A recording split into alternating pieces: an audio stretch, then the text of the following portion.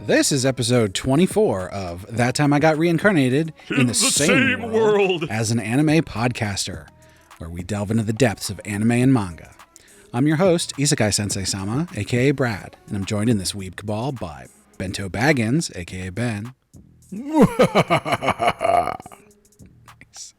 And Kermit D. Grog. Boo! As we explore the meta of entertainment and culture, don't forget that you can give us your opinion on these topics. You can talk to us on many different social media platforms, which you can find links for in the description and on our website, animepodcasterreincarnation.com. Come hang out with us on Discord, listen to our Spotify playlist, and even get episodes early by supporting us on Patreon. And don't forget to rate the podcast and tell your friends.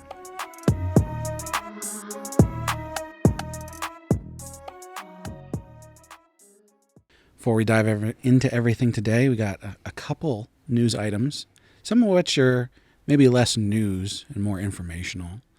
The news is information. We watched the first 3 episodes of Frieren.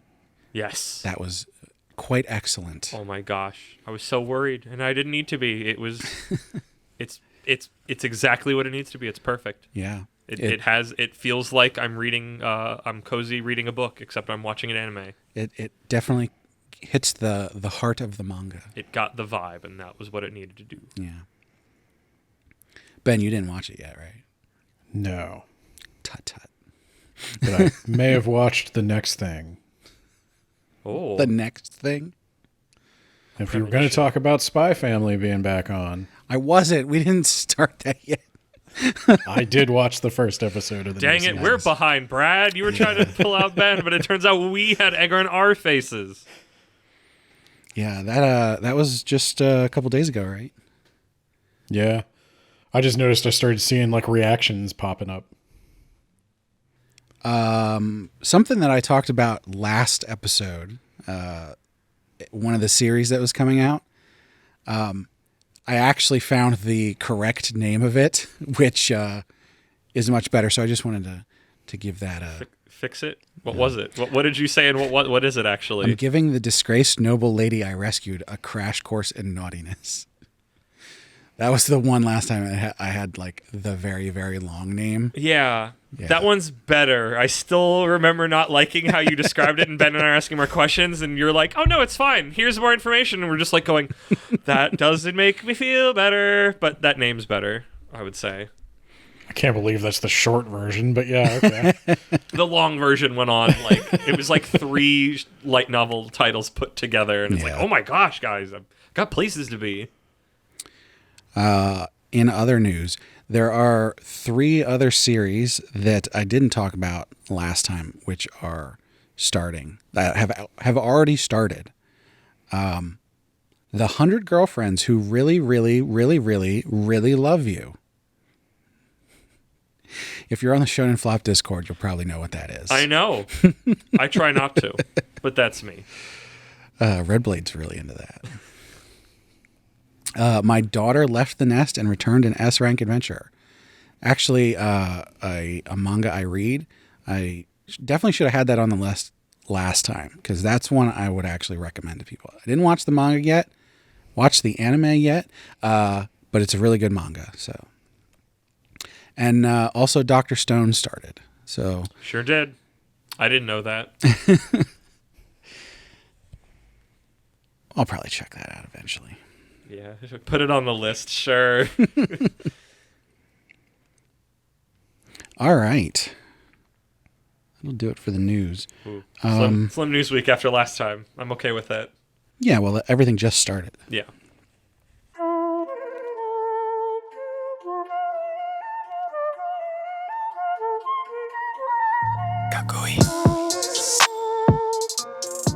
I don't know if we talked about it on air or not, but once upon a time there was a conversation about Japan drawing so much on like its mythical past for so many of its anime. And I wanted to research some specifically demon stuff and some monster stuff and some urban legend stuff that I have experienced, and I think a lot of other people have experienced, sort of osmosis in some version of what the source myths might be for certain things like Oni, Kitsune, Tengu. You say that you The cast of Witch Watch. you say that you wanted to research these things as if you're not really, really into both horror and Japanese mythology. There's been I haven't sat down and figured out exactly what the sources of some of these things are. Oh, so we got the research. So I did that, yeah. Nice. So the first thing I think you need to distinguish when you're talking about Japanese spooky creatures is the distinction between yokai and yurei. And I've never even heard I will that be second awarding one. bonus points if anybody knows these. So I've heard yokai. Yokai is before. like ghost things. Is Yurei like creatures? I feel like I've seen that, but never knew they were related. flip it and reverse it. Wait, Yurei are So- ghosts? Yurei are ghosts. I thought Yokai Watch was getting possessed objects from ghosts. So the line blurs a little bit, but Okay. and I'm gonna preface this by saying, like, disclaimer: I'm some guy on the internet who didn't go to Japan and ask them a bunch of stuff. I just read some things. So Hey, you know a lot more than most other guys on the internet. Gaijins Take- on the internet. Da da da da da da. take it with a grain of salt. Do your own research at the risk of using that phrase. But so yokai are basically non-human. Yurei used to be human. They are the spirits of humans. Sometimes vengeful, sometimes otherwise. Yokai are kind of like the line blurs between yokai and kami a lot. Oh, interesting. The best like Western equivalent I could think of, the more I looked into yokai, was kind of like fae creatures, like fairies, like Hildefolk. Like they're not demons. Like there's been a tendency to describe them that way. They're not specifically Where- evil. yeah, They can get up to some shit. they have their own agendas. They don't necessarily care about what's good for people. They can be evil, they can be good, they can be protectors, but you Just kind like of have to people. treat, That's very fey. yeah, you kind of have to treat them with respect. That's the thing with yokai. Whereas like a demon, you would always reject, you know? So like you wouldn't build a shrine to a demon to try to keep it from screwing with you. You would, invoke the power of Christ to get rid of it. A yokai, maybe you make a deal with it. Maybe you give it an offering and it fucks off. You put out cookies for the Keebler elves so they stop eating your shoes. But yurei, on the other hand, are mostly dead spirits and mostly people who have not received a proper funeral. And this is something, if anybody has ever played Phasmophobia, that meme game Yes. from ages Yes. past. Yeah. So Phasmophobia has a lot of things in it that are kind of the same thing. Like they have Yurei and Onryo and what's one of the other ones? There are various categories of Yurei. And Yes. probably the biggest one we're going to be talking about is the Onryo. And the Onryo is the vengeful ghost. So you're talking your Sadako from Ju-on, the Grudge. Kayako's from The Grudge. What am I doing? I don't even know my Japanese horror movies. You mean the Ring? Ringu is Ringu. Sadako or Samara in the terrible remake, or the terrible Western one. Well, you can't expect English people to say Sadako. They called it Sadako. Samara. I guess Samara is like more ethnically ambiguous, but yeah. But yeah, they remind me a lot of our traditional ghost stories. Like you get a lot of haunting type stuff. And it's sort of the similar way you'd resolve them is you find their unfinished business, you perform the proper funeral rites, you placate them somehow, and they go away. Or they kill you. Onryo can kill you. Always an option. Not every Yurei can do that. Not all of them can like interact with the physical world, but the Onryo, you better watch out. If they can interact with the physical world, what can they do? Like, what's the point? Kill you. They can bother you mentally. They can curse you with bad luck. There's a lot of, and this is in Europe too, but Christianity tried to tamp down on it, of like a folk belief of like the evil eye and cursing and just general bad luck. So you wouldn't want a vengeful spirit after you. You want to try to live your life without wronging people. I see. But I want to talk about monsters first, because I think like monsters and yokai, these non-human ones, because I think that comes up the most in anime to me. Yeah. And I'm thinking like Inuyasha is a treasure trove of these. Demon Slayer has a bunch. And probably the one that I have seen the most is Kitsune. The fox spirits. Yes. And tagging along with the fox spirit is the Bake Danuki, which is the Tanuki. Ah. The Tanuki is so both of these, I think Kitsune and Tanuki are both the words they use for the actual animals as well as the spirits. Mm-hmm. Interesting. So a Tanuki is usually more positive. They're tricksters too, and they can shapeshift. Basically all yokai can shapeshift. That's going to be a thing for all of them. But the Kitsune and Tanuki are particularly good at it, with the Tanuki being just a little bit better. Which makes me wonder, why do they always have gigantic balls? Source of their power. Oh, is there's a reason? thing. Yeah. I know.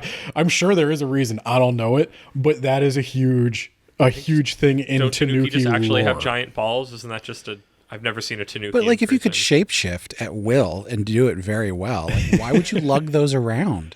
No, Want literally, everybody to know you got massive balls. I don't know. Tanuki are often depicted with their balls slung across their shoulders like a traveling. Ow. It just seems like it's Sack, getting in the yeah. way. Yeah, I have no idea why the testicles are such a thing. Magic But- is stored in the balls. Maybe, yeah. Well, that is Yeah. true. If you wanted to run into one of these things, you'd probably want to run into a Bake Danuki. They mostly like to hang. You know, they transform into people for the sole purpose of like singing songs and partying. They like to hang in more ways than one. Yeah. You connecting those two only is just making me think of Animal Crossing, because Yeah. Tom Nook Nook. is a Tanuki, Tom Nookie, and I mean he's generally on the level. But then there's Crazy Red, who is a fox, a kitsune, who mostly sells you counterfeit art and tries to get you out of your hard-earned bells. So Yeah, so both are based tricksters in on- their own way. One wields capitalism, and one wields one is a con man.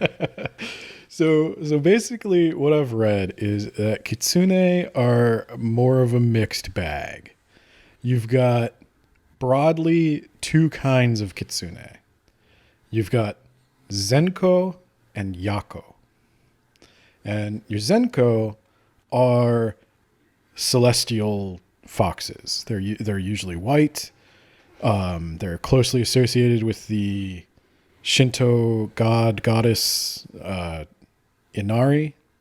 They're her messengers, and Inari is like associated with basically all the good things like agriculture, fertility, kind of just plenty in general, Life. like having enough. Yeah, it's a pretty good god. Yeah, you want to get in good with Inari. But the Yako, these are like the anything goes kind of foxes. I think they're like the field foxes. They might bring you good fortune. They might protect you. They might trick you. And in a thing that comes up more than it probably should in like almost all Japanese myths, but like especially with kitsune, they love transforming themselves into beautiful women and seducing dudes. They sure do, Ben. They sure do. So I was reading up on this, and apparently, and especially in olden times, the kitsune gao, the fox face, is like a desirable facial type to have. Like a face that looks like a fox, like pointed chin, eyes kind of like close together and narrow like a fox's. Like that was and probably is considered very attractive. And also, kitsune have a hard time completely transforming. So often, like, they might have a tail or... This sounds familiar. Yeah. This sounds familiar. Another fox spirit that transforms into a beautiful woman, but not quite. I can think of like half a dozen. It's just... I mean, there's one in particular that I'm thinking of, but yeah, I'm sure there's more. We can we can talk about that at some other time. We'll save that one for later. Fish cake. So these foxes, they may either possess a young woman and use her body, and there's actually like a whole like kitsune possession thing. I think they're called kitsune tsuki is fox possession. And if you get possessed by a fox, sorry, I was looking at my notes. It may enter the victim's body through either the space under their fingernails or their breasts. I thought you were going to say butthole. I was really banking on butthole. Oh, we'll get to the butthole. Don't you worry. Oh, I regret my decisions. That's going to feature that episode, didn't we? That's going to feature prominently in the next monster. But yeah, no. So the thing is, though, kitsune, as far as I can tell, all the stories where like kitsune transform themselves into women and seduce dudes and marry them, they marry them, and they live happy, fulfilling lives with them, and all the stories are framed as romances. Yeah. Interesting. And Well, I mean, that is sort of like the classic anthropomorphic fantasy thing, right? We have it, Well, we that's have what it I in was- America. We've got somebody's foxy.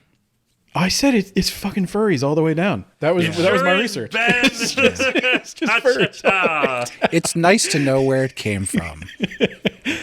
But yeah, Happen individually across the entire planet. so I saw a couple of stories where guys were like lured out by a woman and they married her only to find out she was a fox, and they had to go back to their families in shame. But that's not most of them. Most of them are just like, yeah, you want one of these kitsune almost.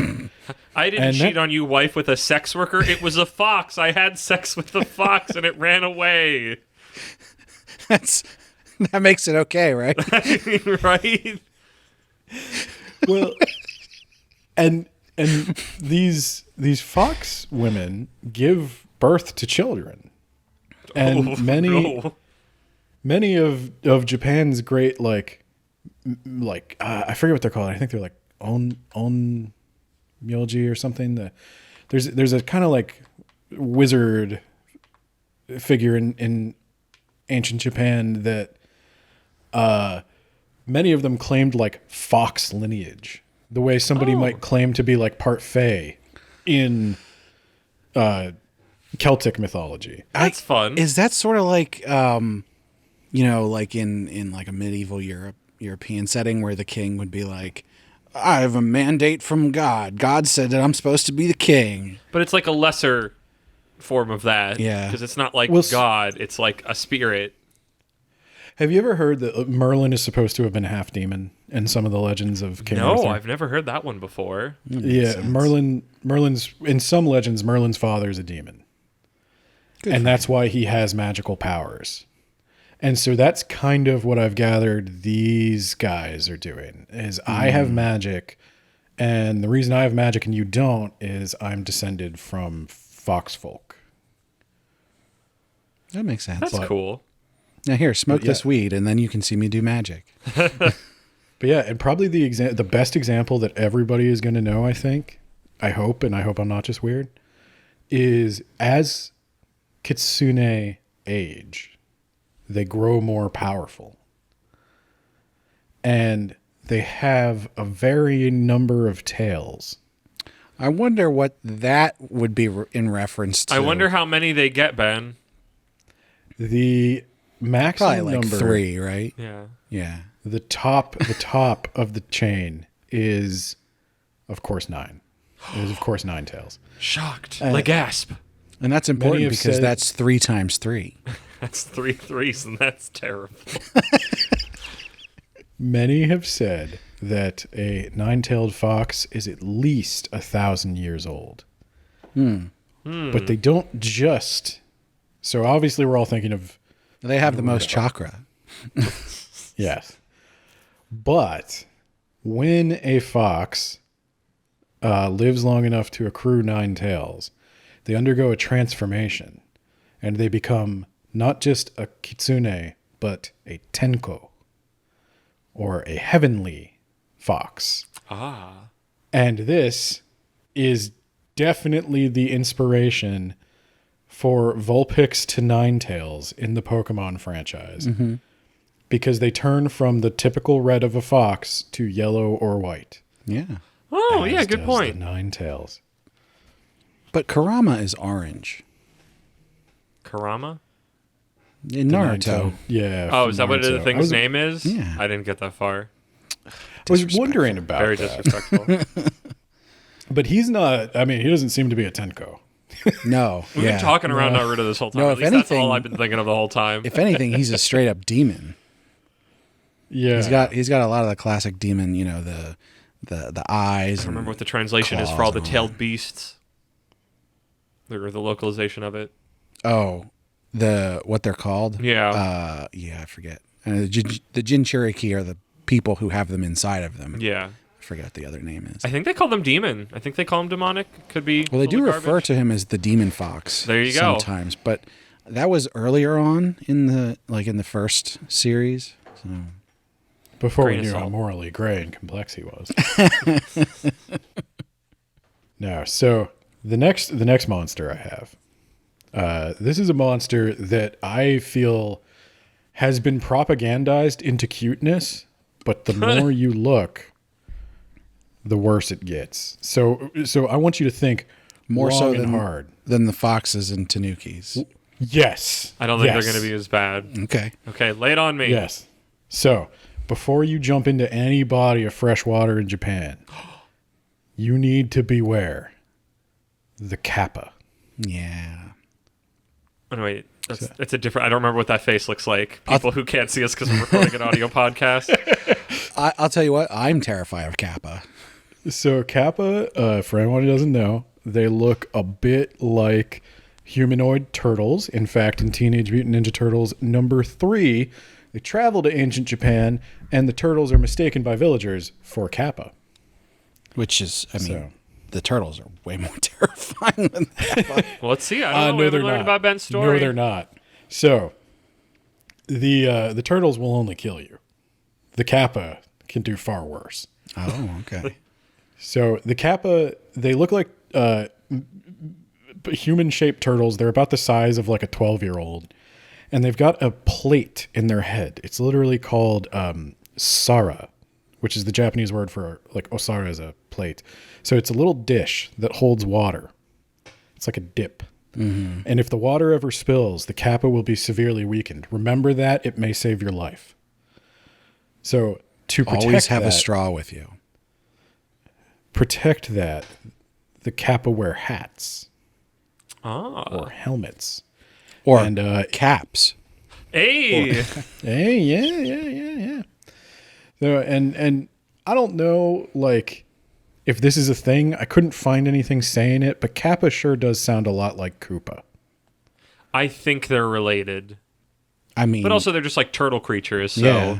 Yeah. I don't know if they're inspired by the same thing, but it was sus. It was sus, and that Mario guy, you never know what he's up to. It's probably related. Although I don't think there's much, if any, sort of like water themes surrounding Koopas, Bowser specifically. I mean, it could just been they're turtley, and that's where the name comes from. I Although- don't remember what the actual Japanese original one, if it is. For some reason, I'm thinking one of the kid Koopas, whatever they were called, the family. I want to say one of them looked a lot like a Kappa. But I might be making things up now. I think you're making things up. I have no idea. But so all the stuff I'd seen until I played a game called Sekiro.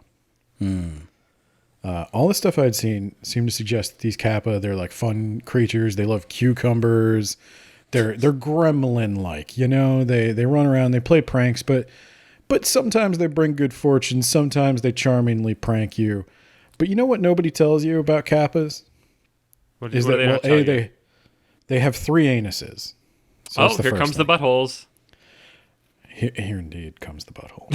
So they have 3 anuses, which allows them to expel 3 times as much gas as a person. Ha ha ha, funny, funny. What they don't tell you Classic is Japanese. that in ancient Japan, there was believed to be an organ which contained the human soul called the shirikodama. And that organ was located all the way up in your butt. That makes And sense. the Kappa, That's where I would keep my soul.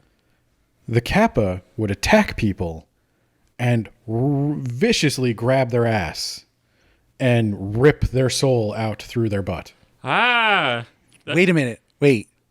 Is there a game related to this? A children's game? this is truly so- 1,000 years of death. Is it called Kappai? Could be. I don't know. Oh my god! There was just a So the thing. children's game about shoving your fingers up somebody's butthole, Brad? Well, sort of, yeah. Oh, sort of? A children's game?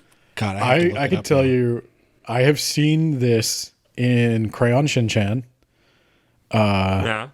and I have seen it in Sekiro, where if you've ever fought the headless monster, there's 4 of them in the game. They aren't Kappas. They're headless, grotesque humanoids, but they will teleport behind you, and they will grab you right in the butthole. And if you allow that attack to land, it will do massive damage, often just killing you outright. That is your weak point, and it is being attacked for massive damage. And I am pretty sure it is a reference to, if not the Kappa legend, then the Shirikodama legend. It's the power. I like that it both has 3 buttholes and then attacks your butthole. Also, it's just fun saying butthole. See, that's the thing. The Kappa's butthole. You think it's got 3 for like, funny purposes. 2 of those Triple buttholes are decoys. Vulnerable. 2 of those are what? Decoys. They're decoy. So You can't attack get it me. back. You attacked one of my decoy buttholes. That sounds like a is thing that would exactly happen in it. a Metal Gear game. Something Revolver Ocelot would get up to somehow. You can't get me there, Snake. That's my decoy butthole. Quick tip for anybody playing Sekiro. You can follow the foxes and they will take you to secret treasures. I think that you're thinking of the other samurai game that is now not dawning on me. Neo? Oh, that's right. Ghost of Tsushima. Ghost of Tsushima. yeah. Yes. We'll play that game instead then. Play both games, but mostly play Ghost of Tsushima because I'm a baby and I was not good at Sekiro. Oh. So that brings me to my next monster, which are the mighty Tengu. The Tengu. There's one of those in Witch Watch, and he wears funny sandals.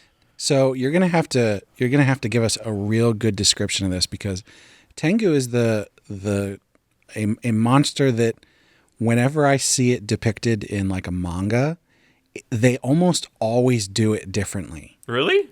Yeah.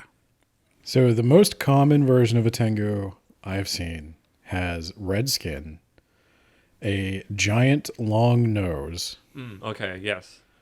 And they are, for lack of a better word, canonically a mixture of a monkey and a bird of prey.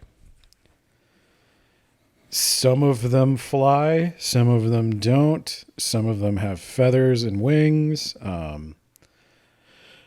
I know a tengu mask is a pretty common thing in Japanese folklore and celebration. Like I think Urokodaki from Demon Slayer wears one. The guy that the water trains. guy. Yeah. Yeah. I never knew there was monkey part, and I always thought they were like crow dudes. Yeah, so that's the bird of prey part. They can have black feathers, but there's some combination of monkey and bird of prey. And so I've seen the body type described as like I've seen pictures, and there are a lot of them. And we were talking about like the very special sexy episode of Anime Podcast Reincarnation. There is a lot of old erotic art of all of these things. Oh yeah, there's a lot of new erotic art. It never stopped. There just is a lot of erotic art of these creatures. And aren't we better for it? Maybe. So Tengu we're starting to get into the more malicious. You can still have good Tengu, as you can have good of all yokai, but it's less common for a Tengu to be a good thing. They can sometimes be protectors, usually of mountains or forests. But historically, they have been harbingers of war, and they have been particularly opposed to Buddhist monks. Interesting. Is there a reason for that? I don't know. They just don't like them, as far as I can tell. Don't like them. They like to. They don't just outright kill them. They tend to kidnap them and like drop them in the middle of nowhere, or they possess the body of a young buxom gal to seduce the monks off the path of Buddha. I didn't cheat on you, Buddha. It was a Tengu. It was a crow woman. There is a lot of that. I feel like there's a lot of different like oh, I was possessed by a monster. That's totally what happened, and that's why I did a bad thing. Across the entire globe, because also in Fae stuff in Europe and American roots, like that's a thing there too. Yeah. I was possessed by a Tengu, Dad. You buying it? You buying this? Yeah, Tengu. Young lovers in the myths and lore they create in their wake. What about a kitsune? Or cheaters. Cheaters and young lovers. And we wonder why there's so much erotic art of it. Yeah, so I don't have a ton to say about Tengu. Again, this is another mischievous, but goblin-like, I think, in like the Hobbit sense of a goblin. They're not quite Do they have orcs. wind powers, or is that something that came later? Like, I feel like a Tengu having a fan is something that's in my brain. Or like control over lightning. Because they can fly, that's certainly a thing. They can be like harpy-like, and harpies sometimes have that. I don't know, like the powers and stuff, it changes a lot depending on which era of Japanese literature you're looking at. And I didn't get into this, but every single one of these so far, I think, has a Chinese equivalent that may or may not be the root of the Japanese legend. Wouldn't surprise me. They start to differ after a long period, and by about the 16th century, these things are getting pretty solidified into what we know them to be. But it's almost as if there were some kind of common thing that brought these two things together somewhere. Weird. It was weird. The Japanese, they've always been there. They're the first. I don't know if they ever wrote it down. So I'm going to give you an honorable mention. So if Tengu are the goblins, there are orcs, but we're going to get to them in a second. So the honorable mention is an answer to a question Brad asked before we started recording about, does Japan have any skeleton monsters? I love a good skeleton. They have the Gasha Dokuro. Gasha Dokuro. Gasha, if I want to say it, I'm going to say it as American as I possibly can. It's the Gasha Dokuro. So, as these are more of a yurei, but I can say I've never heard of that before. That's up until now I've heard of everything. you may have seen them. They're not as common in anime, but they are in anime. So this is kind of a combination of a yurei and a yokai. It's kind of like when a yurei becomes a yokai. Okay. So when people die without proper funeral rites, you always have a risk that there's going to be spirits that wander around. So when you have a battlefield of people who have not received proper funeral rites, their bodies decay and the negative energy just festers. And slowly but surely it starts pulling the bones of the victims together into a single enormous skeleton. Oh, so we're gosh. We're going straight to super skeleton. Super skeleton. And that is the Gasha Dokuro. Is this why we have like skeleton wheels in Dark Souls? Right? Kind of a little bit, skeletons came together to form a wheel. Yeah, so and much like in Dark Souls, despite their size, you're not going to see it coming. It is sneaky. often invisible until the very moment it strikes. Because why So not? the common depiction of a Gasha Dokuro is appearing behind a person, grabbing them in their hand and lifting them up and biting their head off like a candy bar. I feel like I've seen that in a video game, but I cannot remember which one. But that does sound very familiar. I have seen it in a couple of things. Now, the one I saw was an anime, and I forget what it was called now, but it was specifically about Japanese monsters and legends. So it had a segment on this. There you go. Yeah. But Is there a lot of times those monsters and the spirits and everything, there's some kind of like moral that they try to attach to it, and they're like, don't do this particular thing, or this monster will get you, or this monster will take advantage of you by doing such and such. If it's an invisible monster that can just pluck you up out of nowhere and eat you, like how are you supposed to not get eaten? That's very perform Bloodborne, funeral actually. rites for the dead is the lesson. Oh, so you just take sort from of a society Cleanse level the thing. battlefield. You never know when you're Cleanse the walking around battlefield. Gettysburg that the bones of a Yeah. bunch of Union and Confederate soldiers will come together and kill you in an instant and bite you like a candy bar. And I honestly do think that's the takeaway. And you could argue, that there's a practicality to that myth too. Like leaving a bunch of bodies on a pile of land to decay is just going to fester a bunch of disease and ruin the land. Disease is invisible and can kill you fairly quickly. I don't think I've ever learned of a disease that eats you like a candy bar. Get your but head bitten off by a disease. Sometimes it crushes you. a bunch that- of if dead you samurai listen- just makes a super virus that makes your head explode That- like you're in Mortal Kombat. That COVID-26 is a killer.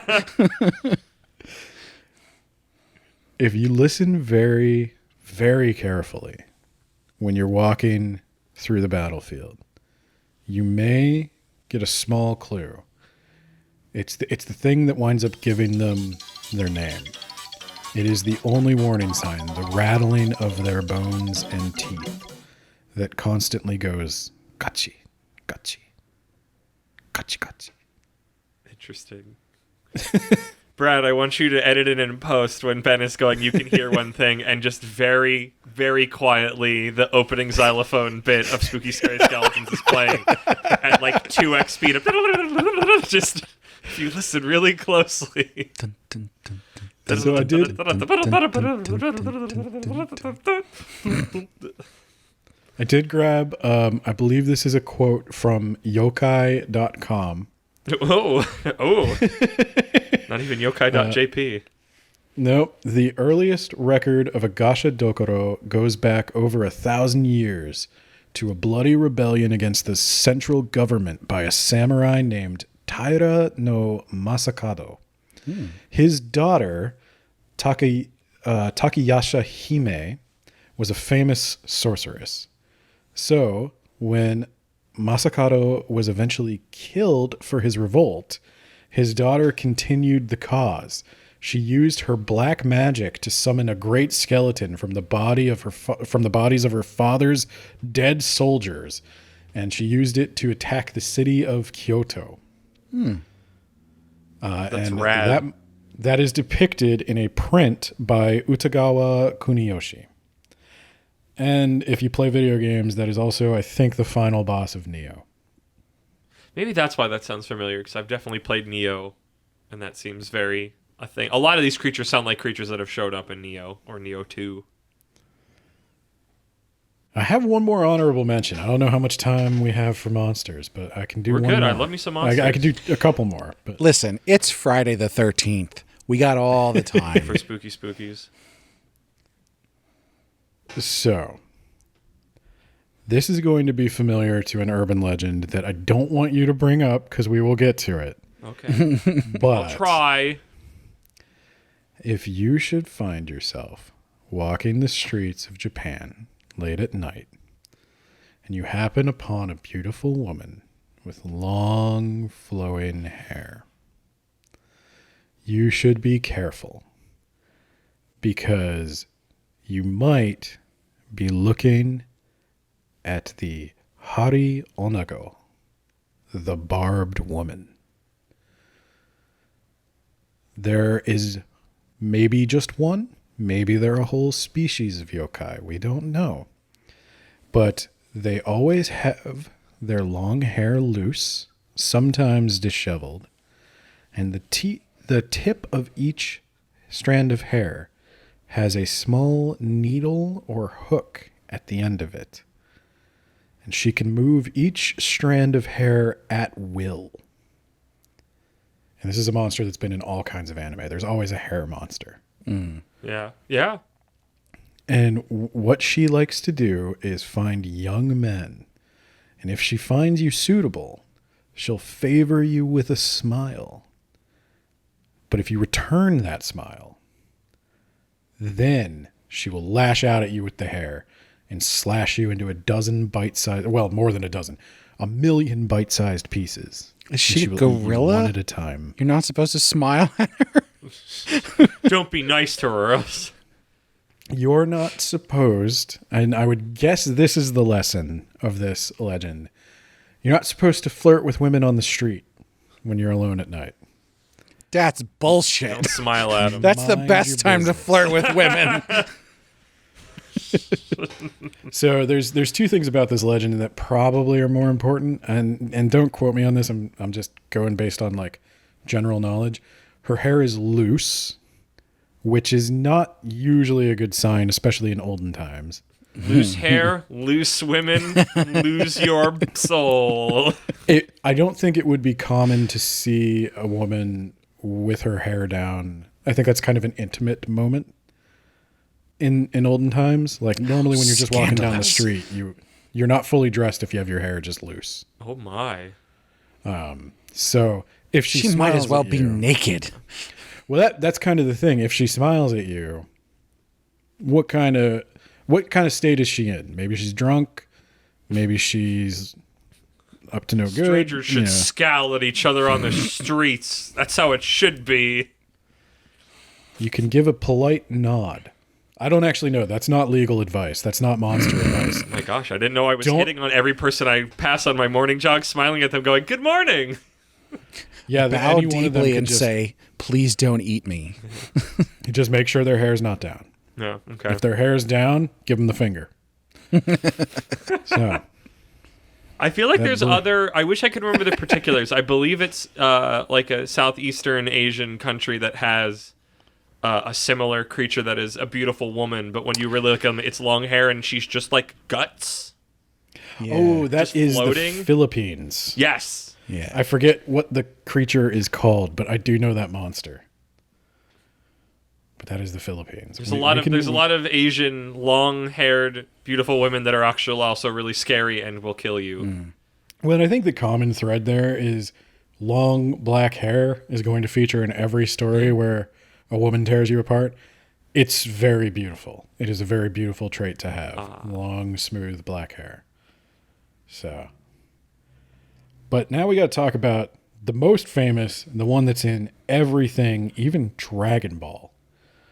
Oh, The Oni. Oni.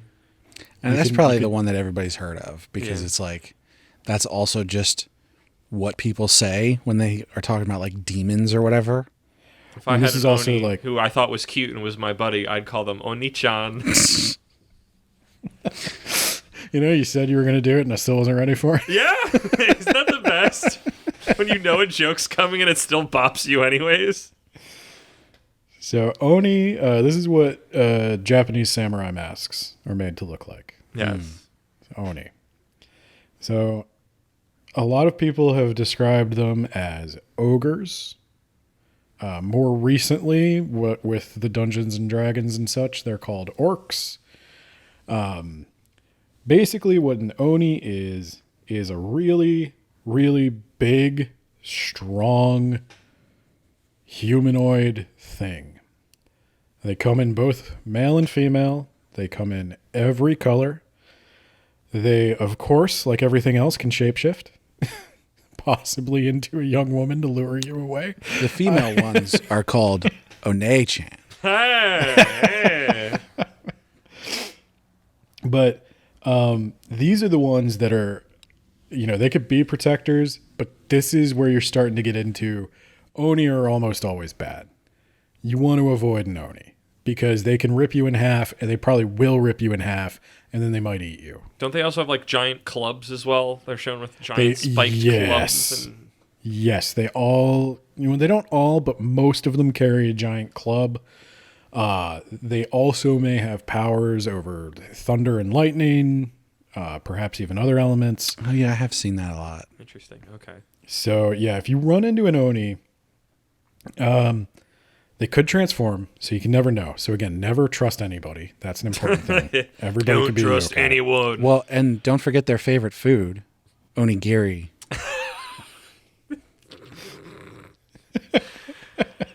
Oh, Brad. That's wonderful. You make onigiri with a little bit of onikiri. That's cutting people. Oh. But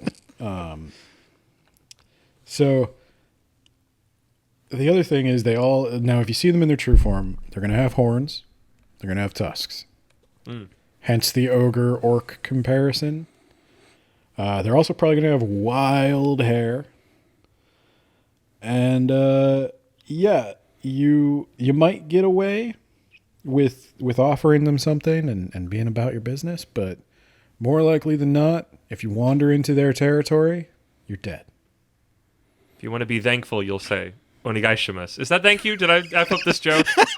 One gaishimasu. Close enough. That's close. That's what you say, Onigaishimasu this time. I'm sorry. Thank you for your not killing me. That was good. Onigaishimasu. This is good. Were they in Dragon Ball? I don't remember that. So I think King Yama and the guys who guard Hell. Yeah. I think you mean who guard Hiffle, Home for Infinite Losers. Thank you very much. I may have baited you into this. I may have already remembered them. So I think in DBCA Bridge, they're voiced like Hans and Franz. Oh yeah. Which I can't believe any does anyone remember that Saturday Night Live bit? We have to be on the cusp of being too young for that. We're going to pump you up. I had a coworker who's older than me talk about Mr. Bill recently, and I was despite being one of the younger ones in the room, I was like the only one to know what she was talking about. Oh my! Do you have a history on Oni? Because I'm interested in like where that sort of came from, because I can't imagine there were too many like very, very big people in Japan that people would be maybe like, that's what it monster. is. Like a Mongol shows up or something. I don't know. I don't think the Mongols are that big either. Are Oni like tricksters? Because I feel like a lot of the other ones you've described tonight are tricksters. Or I guess they all shapeshift, but there's like a certain amount of like they're more fey, and this one feels more straightforward, like our European like ogre. Yeah. Or orc, as stated. I think the Oni are these are probably about as close as you get to demons. They are just, they typically live in the mountains in the wild places of the world. So it's probably kind of that fear of basically just the fear of the deep forest. Now Japan does have bears, right? Yes. They do have bears. I wonder if it's related to that in some way. Because I mean, bears can walk upright, and so if you're out in the woods late at night and you see like just a bear walking around, you'd be like, "Oh, that's a demon." You made me think about Golden Kamui, but there's like they had a lot of myths and stuff, but none of them, at least the ones that I remember, ever talked about. I think any of these creatures, they had their own thing. I mean, that's the whole thing of Kamui, is that's what they are. That was their, I guess, word for kind of kami, these powerful spirits that lived inside animals. So there's So maybe I did read a bit about it, and this is another one where it kind of changes from era to era. If you go real ancient, there is a Chinese equivalent. There's also like a Hindu equivalent. So like you start to get into some kind of like, as people moved through Asia, this seems like a very old root legend of some kind of demonic, ultra strong, ultra large, not ultra large, but like larger bigger than than human. you. And it could be the old like fear of mountain people. Maybe there were people that lived in the mountains that were bigger. Maybe they're. I'm gonna posit something here. You guys are familiar with the legend of the Yeti, right? In the Himalayan regions. Yeah.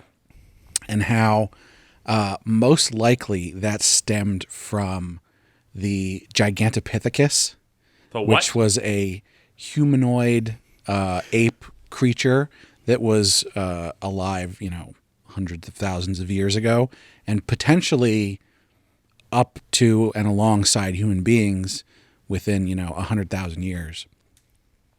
I wonder if some of that, the vestige of that, because the Gigantopithecus was like 9-10 feet tall, something like that when it stood upright. So it makes me wonder if there's a through line there of like I never Yeti, think of Oni as like apey because they have like tusks and stuff a lot of the time. Right, but they definitely weren't alive in the last, 5,000-10,000 years. Yeah. And so it would have been sort of an orally passed down thing. Well, and I don't know take on different forms as the story is told. I don't know if I've ever busted this one out on this podcast before, but there's a really famous example of what was thought to be a cyclops skull. There's this giant, actual fossilized skull that appeared to have like one huge eye socket and tusks. The mammoth. And it was a mammoth, and the hole was for the trunk, but there was no evidence that there would have been a trunk. It's all flesh. So cartilage and such. Yeah, so it doesn't fossilize. So it really does look like if you had a myth of a cyclops, or you could imagine. Especially because, tens of thousands of years ago, you had the Bering Strait, the land bridge that was there, and, mammoths being, these megafauna that were sort of all over America were also Present. up in like, Siberia and places like that. When you even have elephants later on, are you've got elephants all over Asia. I mean, yeah. Right. So there could be a lot of stuff like that, but yeah, overall, I think they're just kind of the demonic side of the kami, for lack of a better word. Elephants feel like are really larger than you, tougher. What if somebody the tusks. found a site where a Gigantopithecus had hunted a mammoth, but they both died together, and so they put the mammoth skull on top of the Gigantopithecus body? If a Gigantopithecus hunted a mammoth, and you can prove that, I think there might be like a Nobel Prize in it for it. I think it might be a metal album cover, Brad. Nice. Yeah, no, I looked it up, and I'm checking my notes, and I'm checking my sources even, and yeah, there really isn't a good for Kitsune and stuff. There was a lot of source material, and there are a lot of stories, but the Oni is almost always a protagonist, and they're almost always described as some kind of barbaric figure, and maybe that's what it is. Maybe it's just something. Maybe it's a bunch of things rolled into one, because that would make sense of the barbarian. Because the big club, not a sophisticated weapon. Yeah, the club is called a kanabo. They usually wear a loincloth. They're usually not wearing proper clothing. So it's, But again, like the Mongols were not large people. But are they larger than the Japanese? Probably. But I mean, it doesn't have to necessarily like just be them, but the concept of, like Ben's saying, it's the barbarian, the other. And maybe this is a case of where you had multiple things that sort of got rolled up into one story. well, one and thing. that's, if you're talking about like the steppe peoples, I mean, they never quite managed to get into Japan, but the Vikings have a poem about Attila the Hun. Like they married into his family. I mean, it's so those raiders, Atlakviva. So they conquered most of the world every now and then, because like until you get into sophisticated weapons, there's always a nomadic tribe on the steppe that has been fighting everyone the whole time, and they're just way better warriors than you. That is a good point, because a 6'7" Viking would definitely scare the shit out of a 5'4" Japanese man. Yeah, I don't know, but it's you don't want to run into an Oni. They're still the worst. And I was so happy because as I kept researching this, with the exception of like the Gakudokuro or the barbed woman, like everybody was so nice. Like everybody's protecting. I can find at least one example of everybody protecting something. And I'm like, well, this isn't scary at all. Kitsune, what's the worst they're going to do? Marry you? Give you children? Have a nice life? Like, this sucks. Set you on fire. Yeah, we got there eventually, but Foxfire, right? Yeah, I think we skipped that part. Well, they don't really talk about Foxfire. I think that might be a little Western stuff bleeding in, but they do have like a Will-o'-the-Wisp kind of thing. So they just hang out with the Kitsune. The main character in Witch Watch is an Oni, and he's a protector, but I think it's supposed to be a flip up on the normal situation. And I think they can be, protector in this sense. I think it's kind of like with the Tengu. What they are protecting may not necessarily be it may not be people, but it may align with the interests of people. It may be cross purposes with other people or the populace. They may protect a forest you hunt in, or they may protect a mountain you hold sacred. So, all right, cool. That's all the monsters, huh? Thanks for teaching us about some spooky Japanese monsters, Ben. Yeah, I hope it makes next time you see them in anime, you gotta call it out. You gotta know the difference between your yokai and your yurei. We'll talk more about yurei though. Yeah, we're gonna talk more about Yuri. What? We can. Let's put that on ice. That's scary to someone.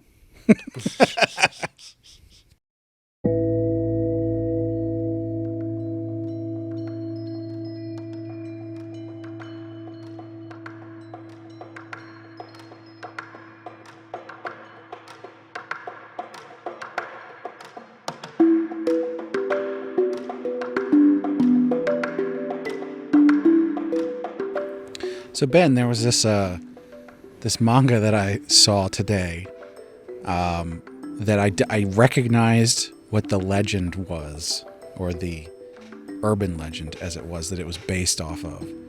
It's called After School Hanukkah-chan. Oh.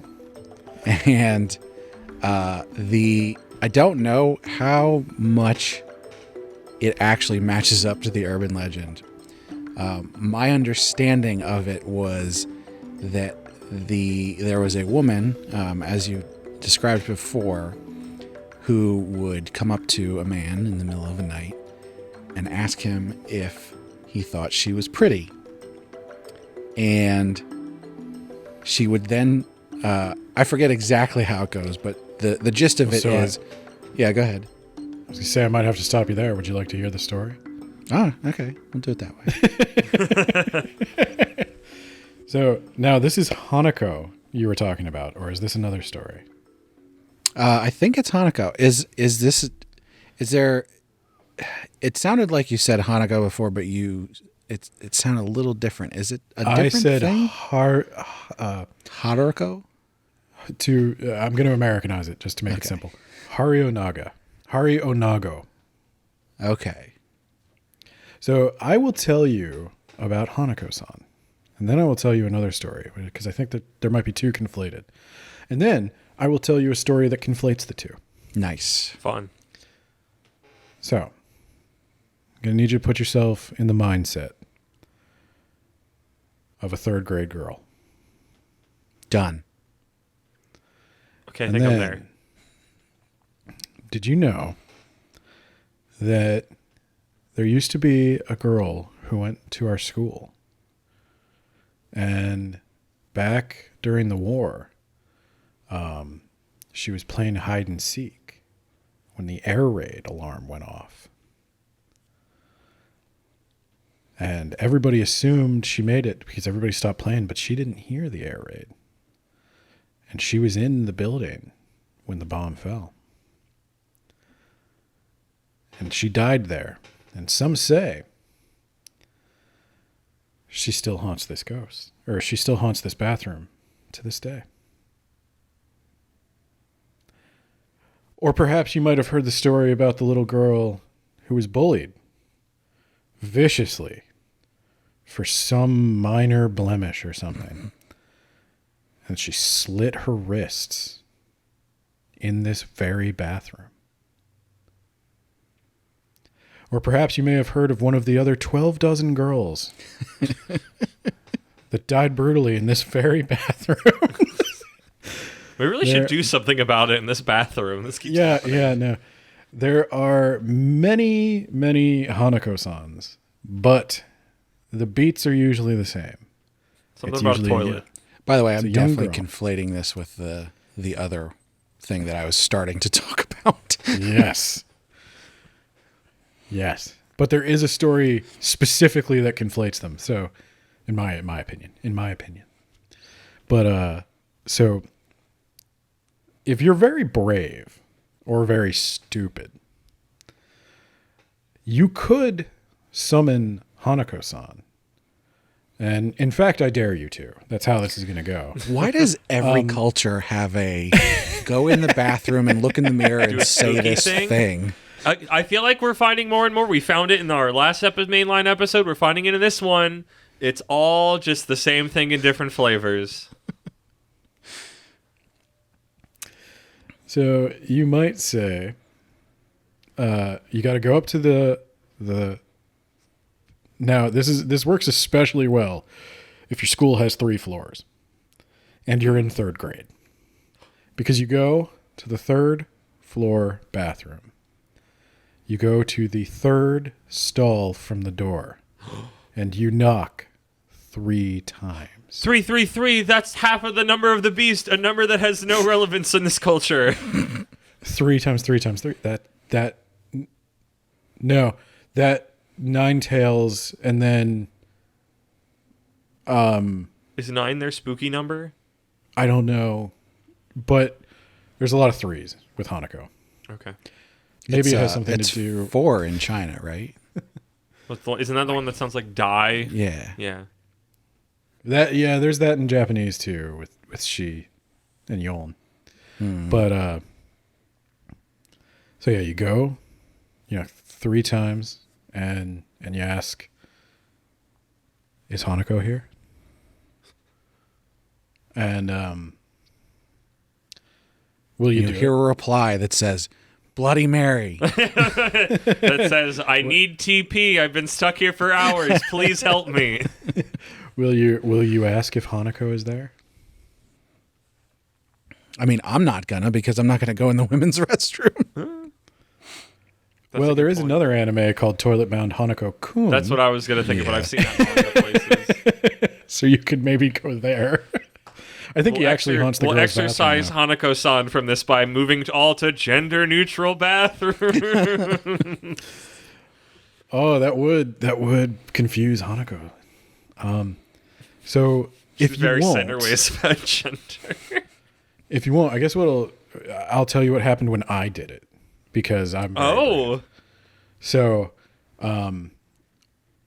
in my case, I knocked 3 times. I asked if Hanako was there, and I didn't see anything. I didn't hear anything. So I opened the stall. And there was a bloody handprint on the other side. Wait, on the back of the door? How'd you see it? Yeah, on the back of the door. Because he opened the door. I opened the door. But if it's on the back of the door, then... Yeah, then he opened it and he saw the back of the door. I saw the back of the door. I wouldn't doubt this. Open doors. What I would doubt is my cousin. My cousin tried it, and she died. was dragged to hell by Hanako-san through the There you toilet. go. Yep. And I don't know how anybody lived to tell that part of the story, but that's another thing that can happen when you summon Hanako-san.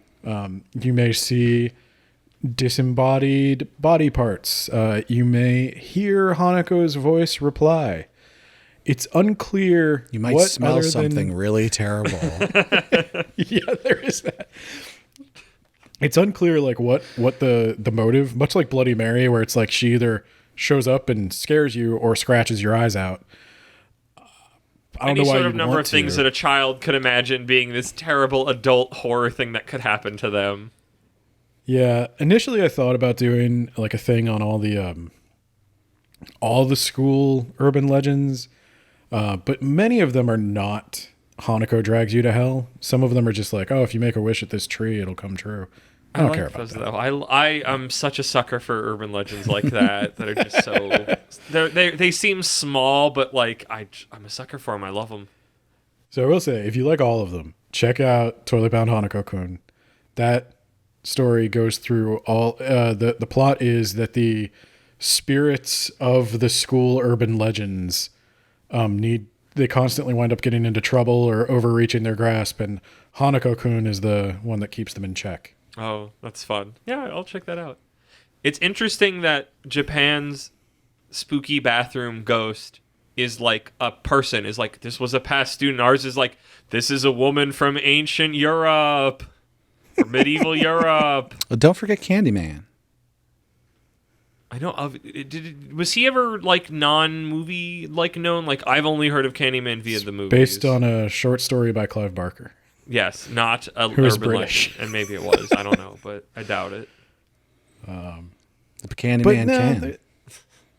We have a lot of say things three times, you know. Yeah, But I feel like Beetlejuice is your better go-to nowadays. Beetlejuice? Beetlejuice? You were the third one, Ben. Sorry. Oh no, I'm getting dragged. Where is he? Ben's gone. I'm listening to all the bad Michael Keaton movies. Aww. Wait a minute. There's no bad Michael Keaton movies. Mr. Mom. Mr. Mom's. don't- I watched It's a long okay. time. It's fine. It's okay. So, there is one, though, Thing. Okay, sorry. Continue. that I think Brad is most interested in. Yeah.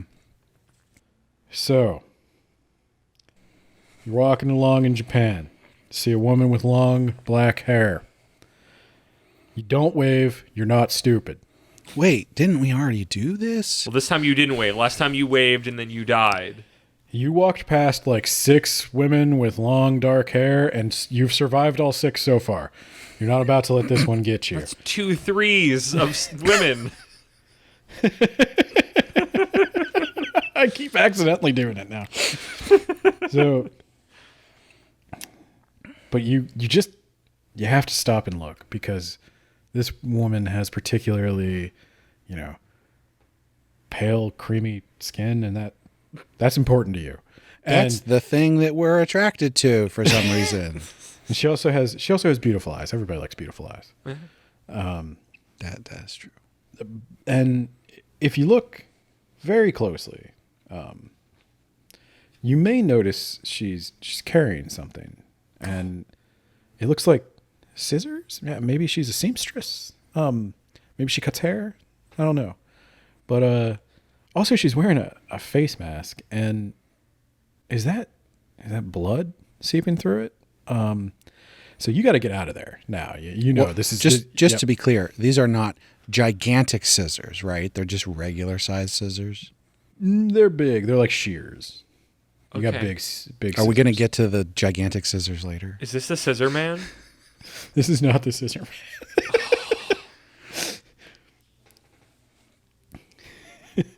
man. So you're gonna get out of there, right? You're not. You know all these legends about all these women with their long dark hair and their good looks, but unfortunately, she has noticed you. Senpai noticed you. And she asks you a question that each of you will have to answer. Do you think I'm pretty? Brad, how do you answer? Well, I already know the answer because I've read multiple manga about this so far, and the answer is yes. So she takes off her mask, and you see that her mouth has been slit from ear to ear, and her teeth are just visible the whole way down, and she goes, "Am I pretty now?" It's Melina from Mortal Kombat. And you go, yeah, I'm in. Joke's on you. I'm into that. exactly. So she jumps on you, and she cuts your mouth to look just like hers. Less hot. So that you can both be pretty. Fine by me. Andrew, how we would can you all answer? be Melina. She What? asks, how would you answer when she asks? I say I'm contractually obligated to say no. Well, she stabs you to death with the scissors. Oh, okay. That's So there's a kinda whole flow anticlimactic. chart here. Yeah. There's a whole flow chart here. Am I pretty? No. Stabs you to death with scissors. Am I pretty? Yes. Takes off the mask. How about now? If you answer yes, yeah, she slits your mouth. If you answer no, she cuts you in half. I guess maybe this. So you got the quickest, most What if I painless said she death. was a 6? So that is an interesting approach. Oh. And possibly the only way to survive. You're fine. You must respond that she is either average looking or in some other way try to distract her. What you have encountered is the Kuchisake Onna, the slit-mouthed woman. She is an onryo. She is a kind of yurei. Now, if anybody knows what I'm talking about, there is a manga where a boy, and it starts out, he's a boy, right? Like 10, 12, something like that. Meets this woman, goes through the thing, says she looks pretty, and she is taken aback. Why is this young boy saying I look pretty? I'm horribly disfigured and awful. And I think there's a time skip, and then they're like in love, and like he's taking care of her and stuff. And yeah. And as strange as that is, that some mangaka decided that was the story that he wanted to tell. What's stranger is that it happened more than once. There are multiple manga with the premise of the slit-mouthed lady falling in love with the man that she... Isn't it a fantasy that a woman comes up to you and actively says, "Am I pretty?" That's the fantasy. Born in another world where a pretty lady comes up and talks to me on the street. What a hubba, what a fantasy. So there's some stuff with the Kuchisake Onna. She's I read one thing that said you could find accounts of this story going back to the 17th century. Now, that source was by some dude writing about Japan. He was not Japanese himself. And as we've established, there are like a million stories that sound exactly like this that have varying things the woman does when you answer. Yeah. One of them tears you apart with her hair. One of them is a fox. One of them is a tengu. Like One of them is a bunch of guts. Yeah. You can never talk to a beautiful woman in Japan, and they wonder why they're having a population crisis. Yeah, what is it with Japanese? You have to call them mid. You have to go up to women on the street and call them mid. That's how you And live. that's the lesson. That's the lesson. You have to neg. They're just trying to give you pickup artist advice. Oh my god. No. So I don't know. The main slit mouth woman craze that probably has influenced all the anime and manga is the 1970s. where there was a newspaper that reported that people were seeing a woman asking this question, and that she either had some kind of scar or something, or she was wearing a mask. And somehow the legend of the slit mouth woman became an urban legend, but there was an actual scare. Parents were like walking their kids home from school. They weren't letting them out after dark. Like, it happened in the 70s. It had a big impact on Japanese culture. And that's the origin of most of the modern stuff. Whether or not it goes back further, I could not say. Also, it's I kind want of to know about Japan in the 70s so bad. The one thing I'll say with urban legends at this point, before we get to like the final one, is it's the rule of cool. Whatever the coolest version of the story is, that's the one you go with. Print the legends. And in this case, print the legendiest legend. And almost all legends where you are asked a question, there are a million of these, you die. And then it sounds like the thing that naturally happens is, what if I say she's mid? You know, people start like wondering, and then nobody has an answer for that, and that becomes the escape. How can I power game this? Yeah. No, because like if you say she's mid, that confuses her, because that wasn't part of the story my big brother told me. So maybe. I don't know. So another option was throw money at her. And yeah, just otherwise try to trick or distract her. That sounds like a legend that I would start spreading and then send my wife out in the middle of the night. Ask some men if they think you're pretty, they'll throw money at you.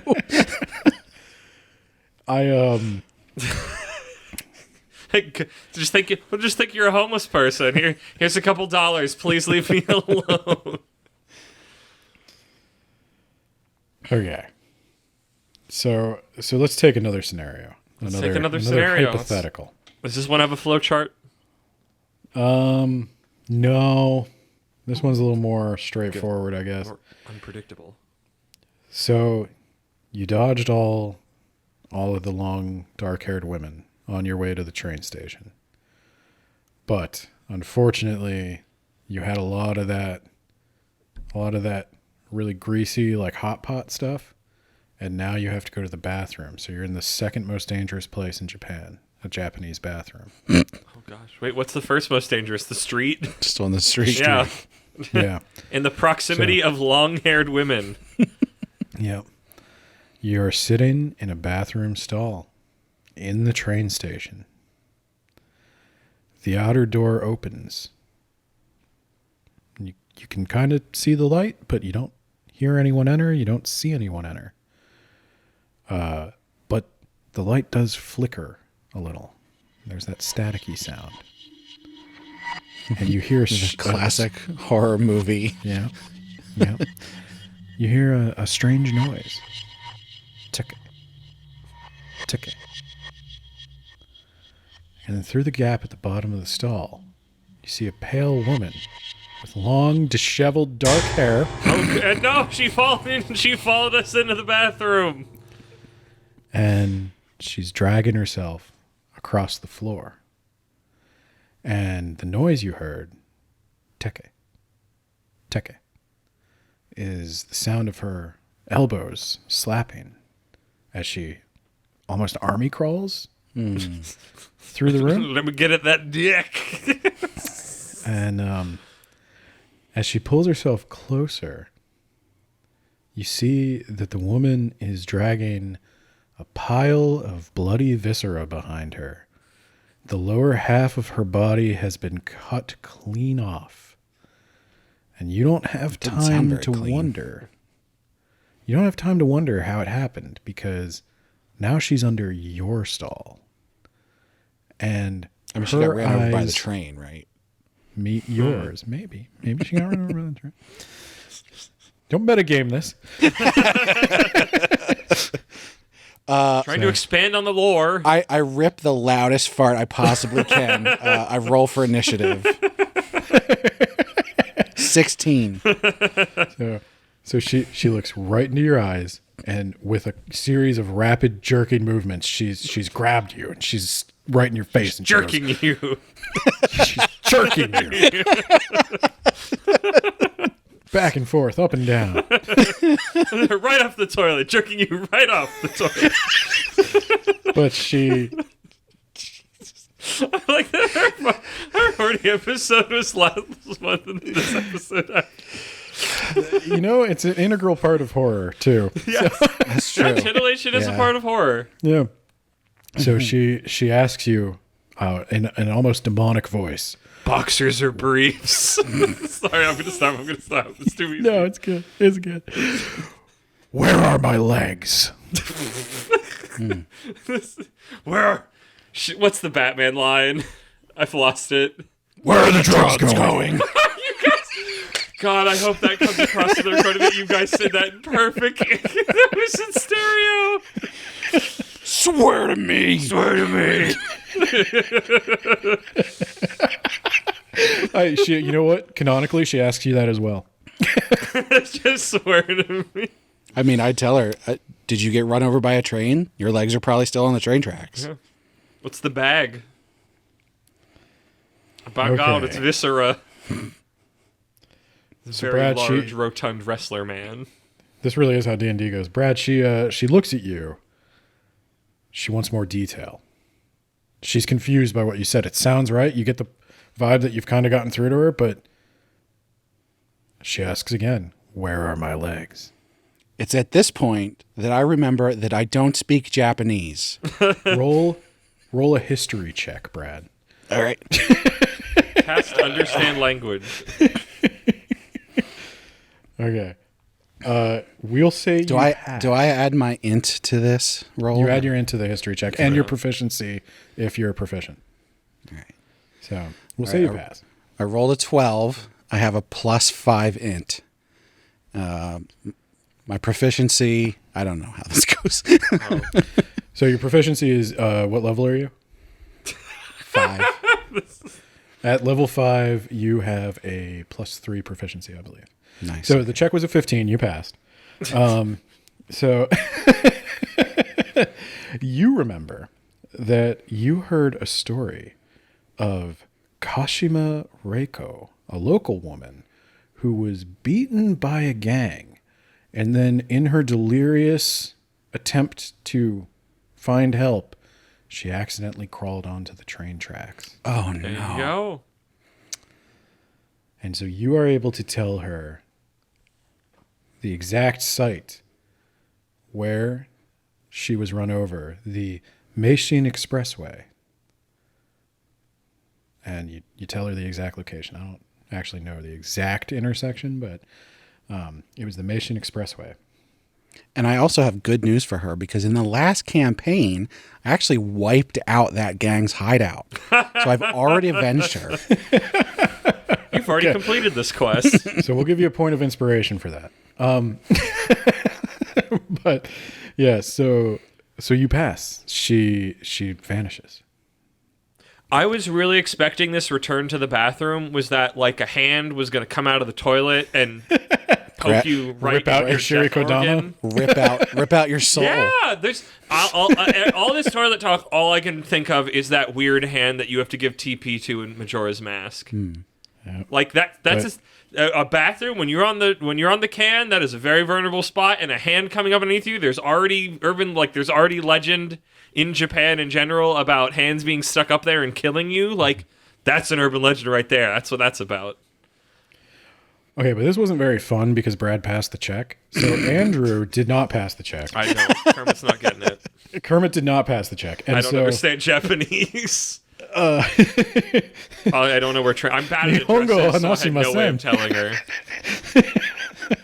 She's like, Samimasen. Ore.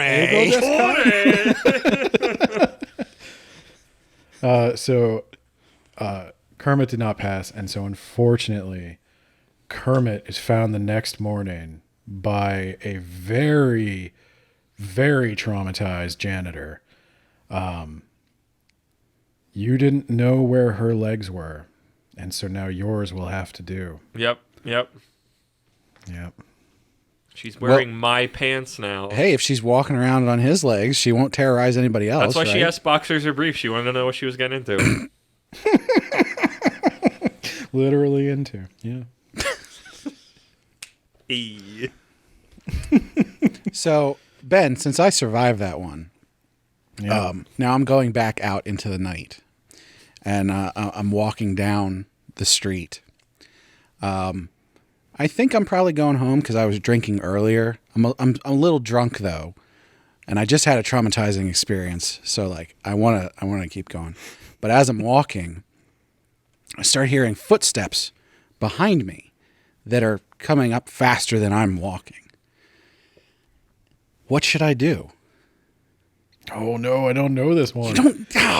I could have sworn you knew Now this. you have to tell the story, Brad. What happened? Yeah, I gotta look up so the name of it. Oh. First. I don't know this one. This is a popular one. That I'm the- sure the it's Teke another Teke. woman with long dark hair. Yeah. That was the Teke Teke, by the way. No, it's Teke not. Teke. It's actually No, that was the bathroom ghost. Is it a man? Can it finally be a man or a thing of indiscriminate gender? what I found was coming up behind me was Bento San. Have you heard Oh, of this? damn, Teke Teke and Beto Beto. I love this. Are these onomatopoeias? Yes. Okay.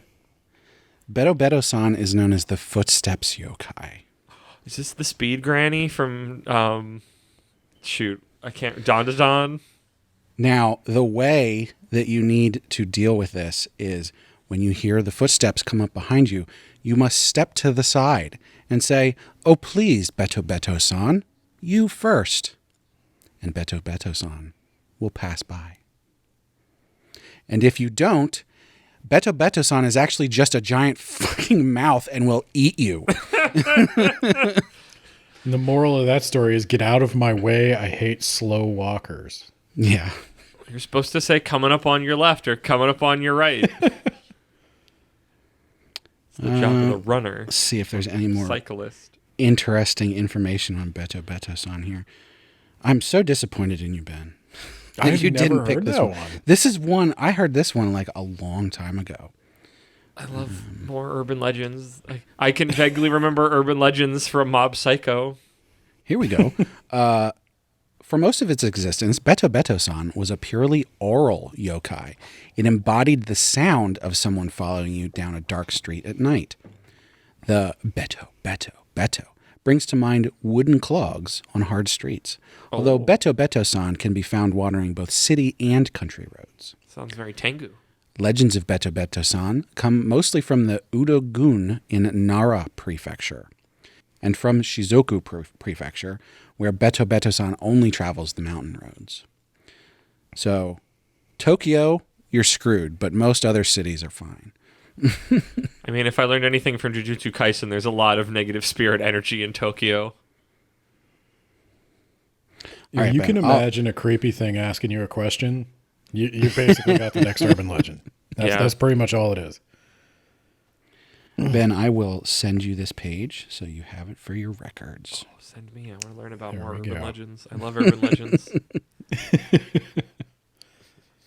Here, allow me to regale you with the entire musical numbers of Disney's Legend of Sleepy Hollow from 1940 something.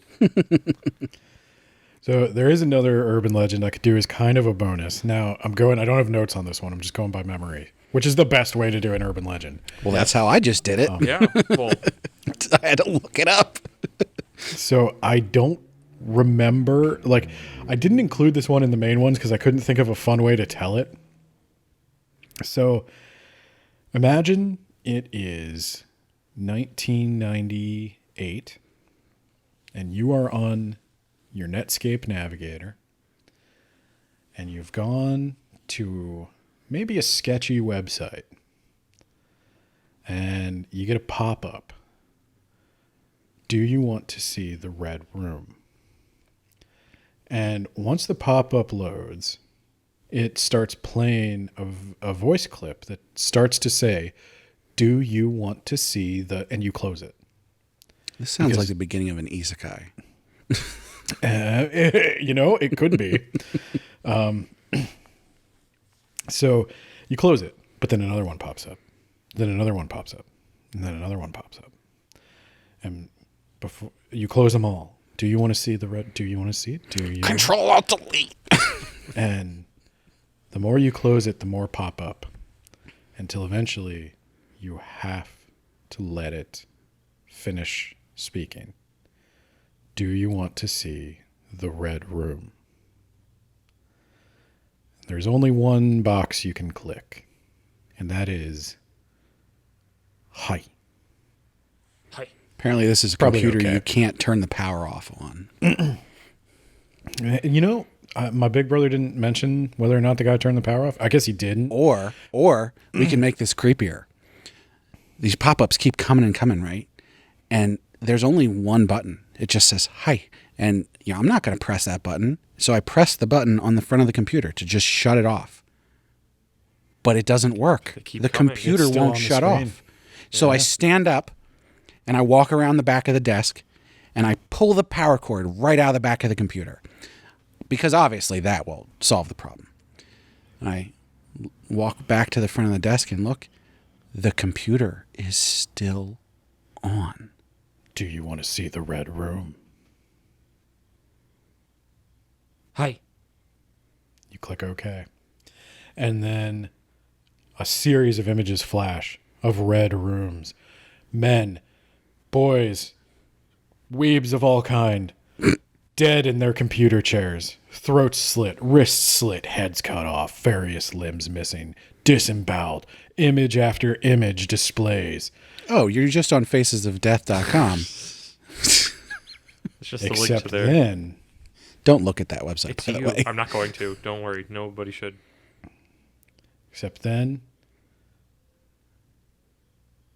you hear the voice, but this time it's behind you. Do you want to see the red room? And before you can react, it takes you.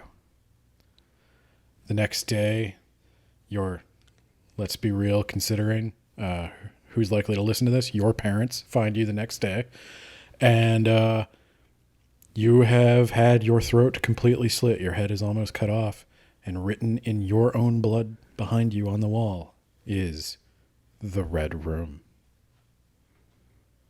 That's got such big teenage energy to it. I love it. That is, I think the three biggest urban legends I could find were, the Slipmouth Woman. That's the biggest one I have ever heard. Hanako-san and the Red Room, interestingly enough, was like the big one. I love it But when I it did starts mixing dig- over with newer technology. I say newer, it's the internet, but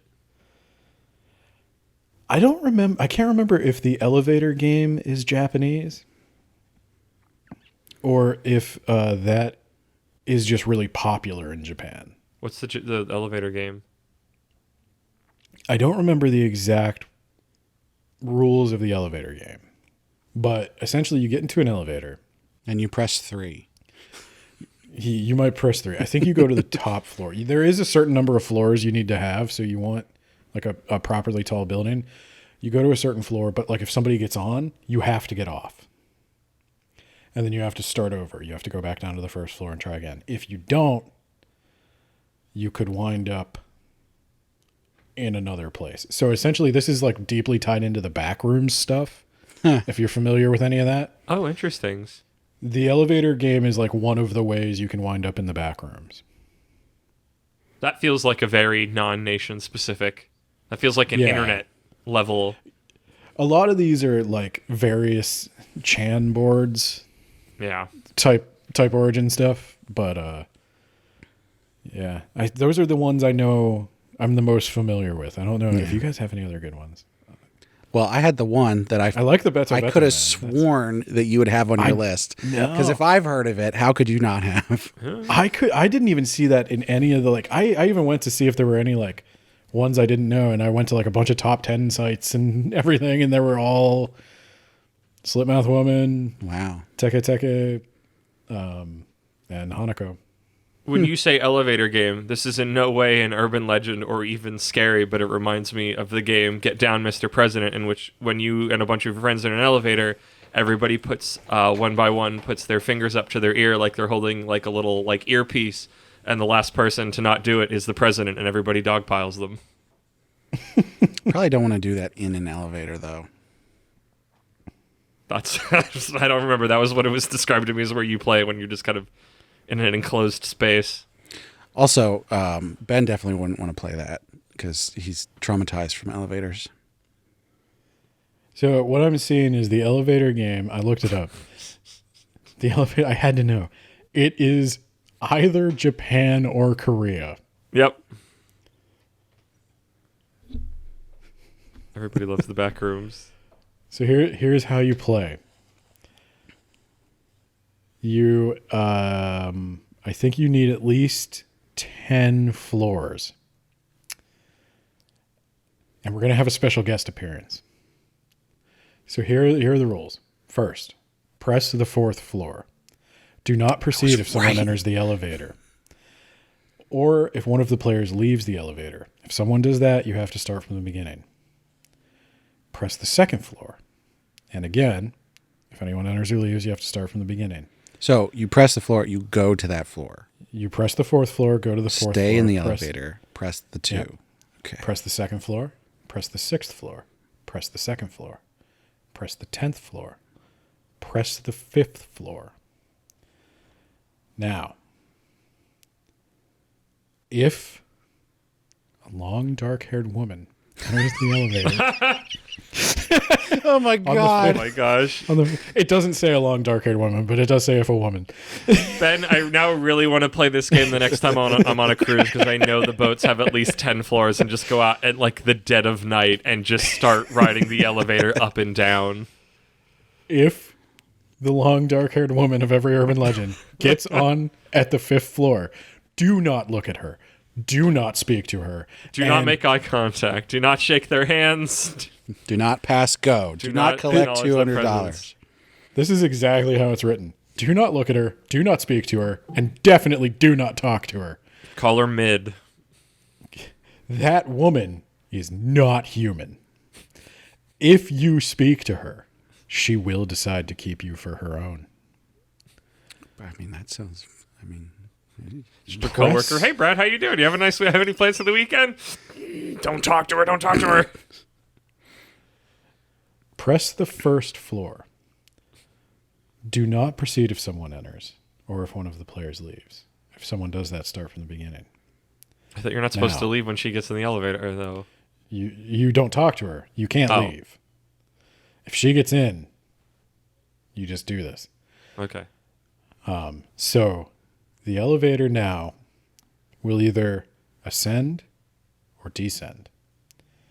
If the elevator... Yes, that's what elevators do. Yeah, but you hit floor 1, so if it went up, it would be weird. You hit floor 1, so if the elevator reaches the 1st floor, leave. Don't look back. That's essentially winning the game. Or you'll turn to a pillar of salt. If the elevator reaches the 10th floor, leave. Do not respond to the woman if she asks, "Where are you going?" or "What's wrong?" Her voice will be high when she asks that. Unlike mine, I didn't read ahead. You know, like a woman. If that all happens, if you're alone, you are in the other world. Electronics will not work in the other world. The other world is identical to our world, but the two differences you will see are all the lights are off, and the only thing you can see from the windows is a red cross in the distance. What? Well, at least if you need medical attention. No, I think it's just a big red cross, like the end of Evangelion. Okay. Like you're in the world that has ended. So to get back to our world, and Jesus comes back down with a big red cross. He rides it down like a rocket ship. It's like that Doctor Strangelove where he's got the cowboy hat. Yes, exactly. Oh my God. Yeah, so to get back, they kind of rush through it. 4, 2, 6, 2, 10, 5. When you reach the 5th floor, press the button for the 1st floor. The elevator will begin to ascend to the 10th floor. Press any other floor's button to cancel the ascension. You must press the button you use to cancel the ascension before you reach the 10th floor. After you reach the 1st floor, check your surroundings carefully. If anything seems off, even the smallest detail, do not exit the elevator. If you detect something wrong, repeat step 2 until your surroundings look as they should. Once you are confident you have returned to your own world, you may safely exit the elevator. And then you can find Mew behind the truck. And you'll unlock Ermac. And Goken and all those other urban legends in video games. Oh, they've added this to it since the backrooms got big. You must not in any case attempt this too many times. This makes you susceptible to accidentally slipping through the worlds. You don't want to clip through. Like you clip through, yeah. Sounds like before you start playing this game, you should write the instructions down so that you have the floors you need to press on you. Also, if your phone stops working when you get to the other world, how will you know how to get back? That's unless why you I'm saying memorized write it down. Yeah, exactly. You ever see Army of Darkness? Where he has to repeat the instructions exactly, but he keeps losing the page, and so he keeps fudging it, and like just more Deadites keep getting summoned. Nice. Isekai. Yeah. I mean, each one of these could be the start of an isekai. That's you true. get ripped in half by the split-mouth woman. You wake up in another world. I think this That'd should be a way the new better thing Truck instead Sen. of Truxen coming. It's like, Yeah. hey, you got killed by like a horrible supernatural being or a curse. You deserve something better in the next Yeah. one. That's way better than like, I saved a girl from a truck. Right. And your isekai superpower is you have access to the developer's flowchart of every conversation. Nice. Yes, you can always pick the most optimum for Yeah. whatever you want to do. Yep. Just call everybody mid. That's the new meta. They did do that in Villains Are Destined to Die. At the beginning. You know what? She could only answer in the prompts from the game. You know, I've heard, and I don't know, this is baseless speculation, but Japanese people are really unlikely to give direct opinions about a lot of stuff.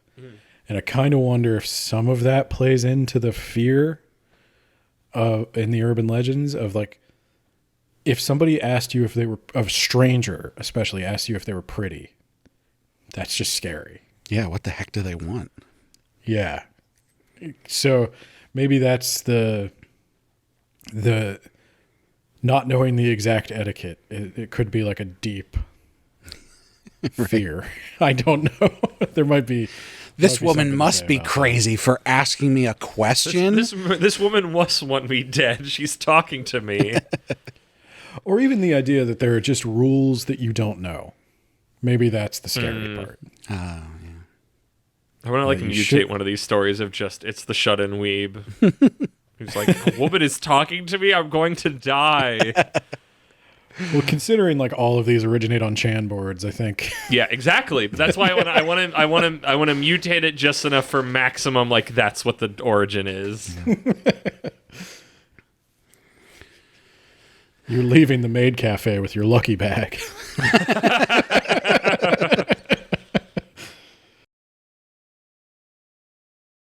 ご覧のスポンサーでお送りします Are you a fan of Japanese snacks and treats? I I sure am. am. Then you'll love Sugoi Mart. Ah, They offer a wide variety of popular Japanese snacks, candy, drinks, and more, all delivered right to your door. I'm in fear of this great value coming directly to me. Sugoi You know- ga daisuki desu yo. You know, on our last episode, I didn't do an ad read, and that was a mistake because the thing that I failed to consider was the fact that Sugoi Mart actually has an 18 plus section. And after dark, Yeah. it's spooky. So if you are older than 18, you can go on Sugoi Mart and you can find some interesting merchandise in their 18 plus section.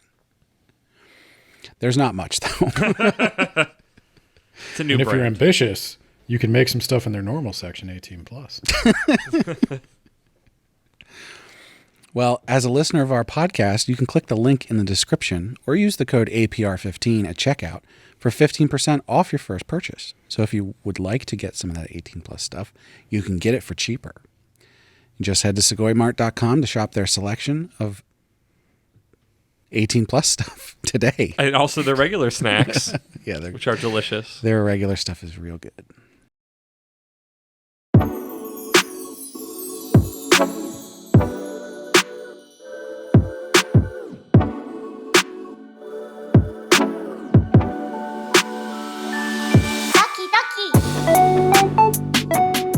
All right. So, in honor of Ben's Horror Bullshit Month, Ben has a horrific recommendation for us. Do. And there are many things I wanted to recommend. I thought long and hard about this. And, God damn it, I'm not going to recommend something by Junji Ito.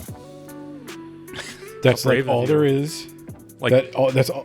that's what it like. You're right. Like that's I don't know a lot of manga, anime, horror, but like it's always Junji Ito, and there's got to be more of them. To be fair, Yeah. we did already cover Junji Ito. We sort of did, I was gonna but yeah, say. like he's always the guy that comes up anytime somebody talks about anime, manga, horror. So like I appreciate having something different. That episode was a while ago. Yeah, I don't even remember which one that Yeah, was. I mean, anymore. it's tough because he's the best. But if you want Junji Ito, like Tomie is always you already good. know about it. You're listening to this podcast, you know about Junji Ito. Uzumaki, Gyo is gross. You know, it's all what you want. Holes fitting in them being for you. Yeah. Something fault.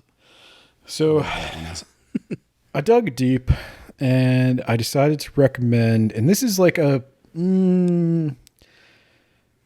I like it. It's got some problems, like, because that's the thing. Like, Junji Ito's the best. This has some problems, but it's not Junji Ito. So I think there might be a thing out there for people who just want something different. And this is a pretty classic one. This is from 1972. Ooh, I did ask for more 70s. So it's got that old manga style, and this is The Drifting Classroom by Kazuo Umezu. Sometimes in English, his name is Kazuo Umez with two Z's. Because that's just, they Americanized his name before manga got big. Like, he's been around forever. So the plot of The Drifting Classroom is that there is an elementary school that randomly one day is sucked in to like another dimension. It's an isekai. It's not. Everything's an isekai. Get your stink off of this. Their whole school, the whole building, the whole grounds of the school are transported to this lifeless desert world. And that's it. Then they just got to survive. Now, there's a lot of wacky paranormal stuff that happens. It's not wacky. It's filled with dread. There's a lot of like Lord of the Flies type humor. A lot of like, I say humor, horror. Lord of the Flies type horror. Yeah. For certain personalities. Depends on how you look at it. Yeah, I mean, I guess you could consider them all slowly tearing themselves apart not funny. But yeah, it's basically this dread of like, who are you going to trust? How are you going to go forward? What do you do? How do you make sure that the proper resources are allocated? And all of this falls on our main character, Sho Takamatsu, who is in 6th grade. Very quickly, he finds out that the teacher's not going to help them. And as one of the older children, now he's got kindergartners and stuff. This is an elementary school. So as one of the older children, he tries his best to sort of take charge of the situation and manage it. But there are people who don't think he should be in charge. He has to deal with political stuff. Monsters wind up showing up. Did you say mobsters? Monsters. Oh, monsters. I was like, how do mobs, how do the Yakuza show up? And it's all I'll give you a little spoiler in that there is, for the initial part of the series, some question about where they are, but they are able to figure out that they have been transported to the far, far future, long after Earth has ceased to be able to support life. Still counts as an isekai. And Sho had a fight with his mother before he left for school that day. Oh. Big blowout fight. So she thinks he's dead. And he regrets the last thing he said to her. So that's in the background. Because in his timeline, she is dead. If it's far future. He can't get back. He keeps having like dreams and random episodes where he can connect to his mother in the past. And they're able to do some things with that. The story plays with him being able to just get a message back to his mother in the past. But yeah, it's basically more of a survival thing than a pure horror thing. There's not a lot of scares, but there's a ton of just dread and misery. Survival horror, you say? This might be a spoiler, but are the monsters that show up like horribly mutated humans? No. Oh, okay. There is a twist with the monsters, though. I'll give you that teaser. Don't tell me what it is. Oh, now you have to go read it to find out. Read it. It sounds interesting. So I'm mentioning this partly because I've been looking for this one for a long time. I'd heard it was this great thing. I don't think it really lived up to the hype, but it was pretty good. And if you like that old manga style, that might carry you through. How long There is a lot. It ran for about 2 years, and I think it's in 3 omnibus volumes. That's very doable. Yeah, so it was reprinted in 3 omnibuses. I have those, so I was happy to finally see it. It's a little of its time, I guess I'll say. There's some misogyny. Yeah. There's We still have that Kazu- today. well, this is 70s flavored. just more overt. Like Classic women don't misogyny. belong in leadership. They can't think when they're on their periods. Ah, yes. Like yeah, that Antique sort of thing. misogyny. Antique. Yeah. Vintage. So that's a thing, and that puts a lot of people off, and I think rightly so. It's not one of his more shining moments as a writer. Kazuo Umez is also a little bit weirder than Junji Ito, and I don't know quite how to quantify that. What I mean by that is like Junji Ito, I always get the vibe that in the back of his mind, like no matter how weird or horrific his stuff gets, he's still a normal person. Kazuo Umez is like a little more off the deep end. He's of that like Otomo type where, you know, they find all the furry porn in Otomo's drawer after he died. Like I wouldn't be shocked to hear that about Umez too. So it is a classic though. It's referenced by a lot of things and inspired a lot of things. And if you're into horror manga, and especially that old manga, I think it's worth at least taking a look at. Can you repeat the name one more time? The Drifting Classroom. The Drifting Classroom. I've never really read any horror manga. I should check that out. Yeah, I can't say that. I mean, there's not a whole lot of isekai that are sort of like horror kind Power of fantasies things. usually aren't horrific, Yeah. so Junji Ito is still the right place to start. But if you have read Junji Ito and you're ready for a change, Drifting Classroom is out there. And Yeah. it's okay. He also has another manga that I have yet to check out, but I think I bought the first volume. It is called Orochi, based on the snake legend that Orochimaru is also based on. So that might be something worth looking at too. But they're all getting these reprints. These have been really hard to find manga for a long time, and they're finally getting reprinted. So it's a little bit of a news item as well. Happy Halloween. happy Spook-Halloween. Now, this brings up a question because there's plenty of Japanese horror movies, right? Yeah. Is there some reason why there's not that many Japanese horror? There's not that many horror manga. I think it's a combination of there are, but they're not popular, and many of them are this urban legend kind of thing. I think it's present in things because like a lot of JoJo is horror based. Like a lot of part 3, like each one feels like, oh, this is based on this old monster movie or this horror concept or body horror. I did think of this earlier because when you were talking about the hair lady monster, Cinderella. I was thinking of in part 4? Part 4, yeah. Yeah, where she can control her hair. Cinderella is the name of the stand. Yeah. I was trying to think of her name. Yeah, I don't know. Some Japanese name. Oops. There have been a bunch of attempts to bring horror manga over that have kind of failed. Like I remember Tokyo Pop, which is back, by the way. Whoa, weird. Yeah, they're publishing manga again. Tokyo Pop tried to do a Dark Metro, which was like an anthology one. And I think that's kind of the thing is like horror manga tends to like exist mainly in the short form.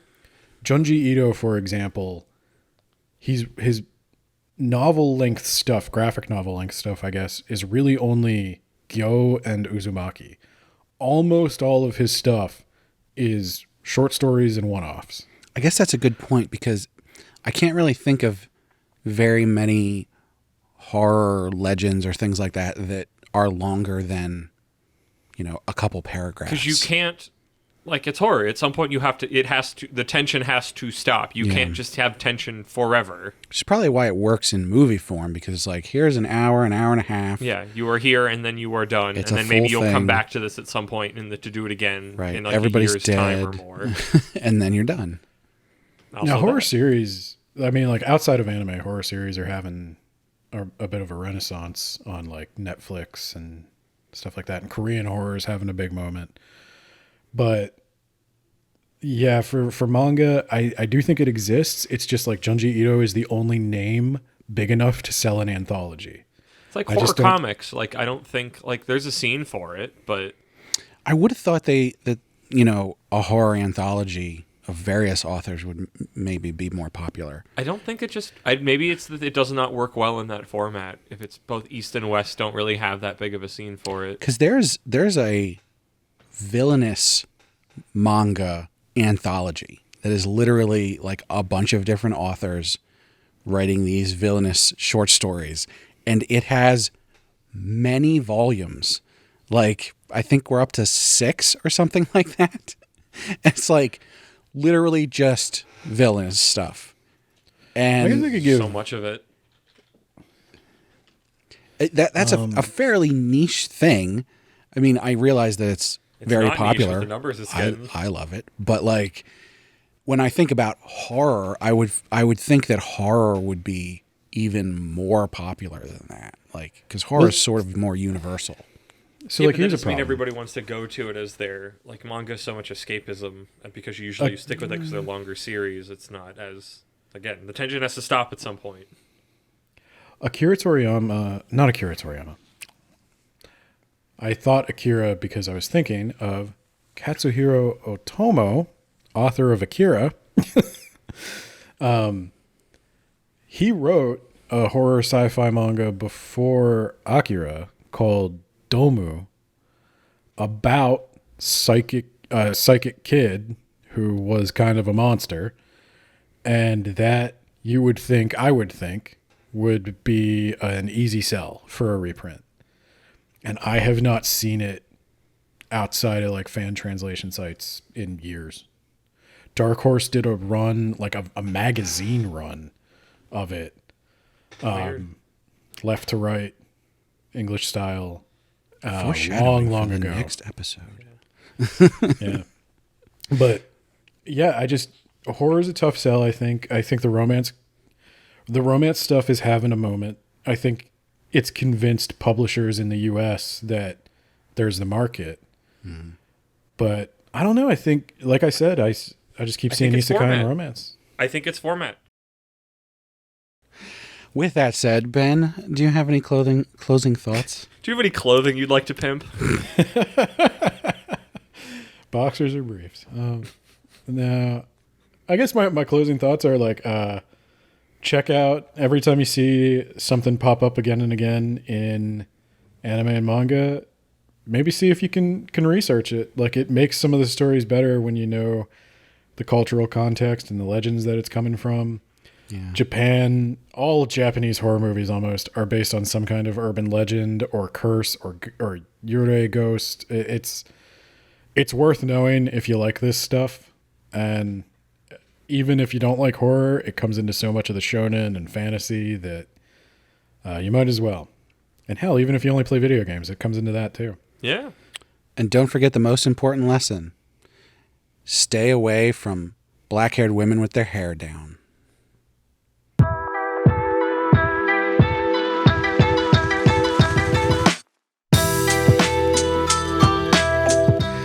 Well, thanks for listening to That Time I Got Reincarnated in the Same World as an Anime Podcaster.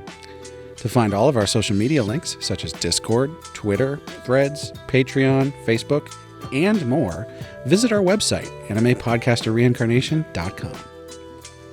You can also find articles on various topics, as well as new manga reviews. We'd love to hear from you on any of those social platforms, or you can just leave a comment on the site. You can even just send us an email to isekai-sensei-sama@gmail.com. We're always looking for feedback, and we'd love to chat with you about the topics we cover. If you prefer to listen to the podcast in high-quality stereo, be sure to check out our YouTube channel, where we simul-release all the episodes. We also release that version early on Patreon, so if you just can't wait, you can join us there and listen as soon as the episode's ready.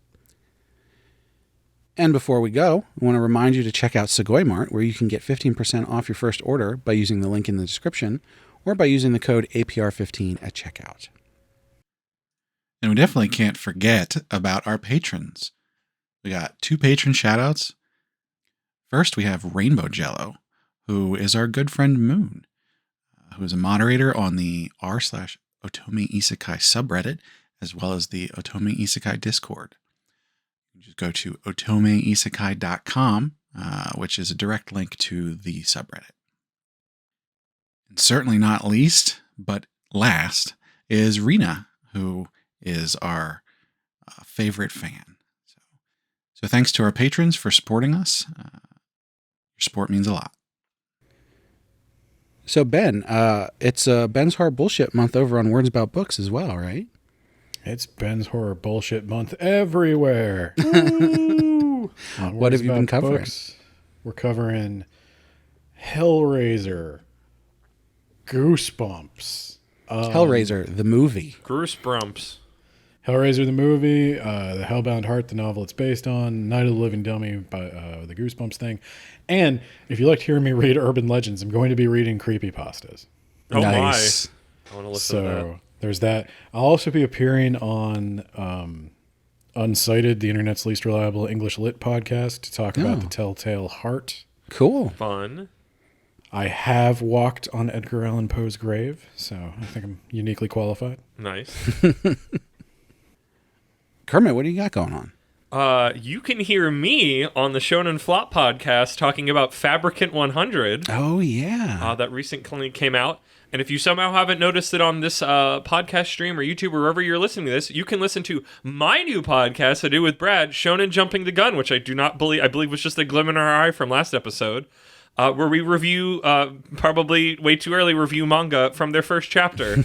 So watch as we make a bunch of terrible opinions and guesses from almost no information. The first episode about Kagurabachi is out. And we've got another one coming up next for Mama Yu Yu, another new series that started in Jump recently. So go check that out. I'm really happy with it. It's a little bit more short form. At the very least, listen to the intro. We put a lot of work into it. I'm really proud of it. Well, you should listen to the whole thing. Listen to the whole thing, but at least listen to the intro, and then maybe keep going. Keep listening. They're short episodes. They're going to be coming out twice a month in between the normal podcast episodes and Heroin Addiction. So those will be on the off weeks. So now you get some of us every week. Yeah, it's a good time. If you just couldn't get enough of us. I'll vouch as a listener. It's a chill, easy listen. It's a different. I don't know if it's chill, but it is. I will take easy listen. That's what I love about Chill these. for Every me. podcast on the network, we've got a different energy to them. So Well, once again, thanks for listening.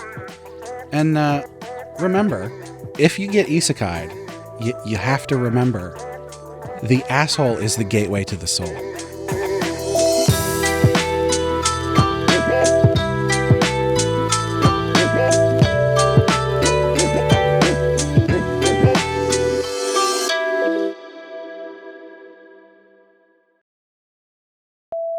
I think I told you guys that while researching this, I accidentally found the entire myth that inspired Naruto. It is like 50 volumes long, and no one has ever translated it. Oh, yeah, I think you're talking about that. they did translate Okay. it. It's called Naruto.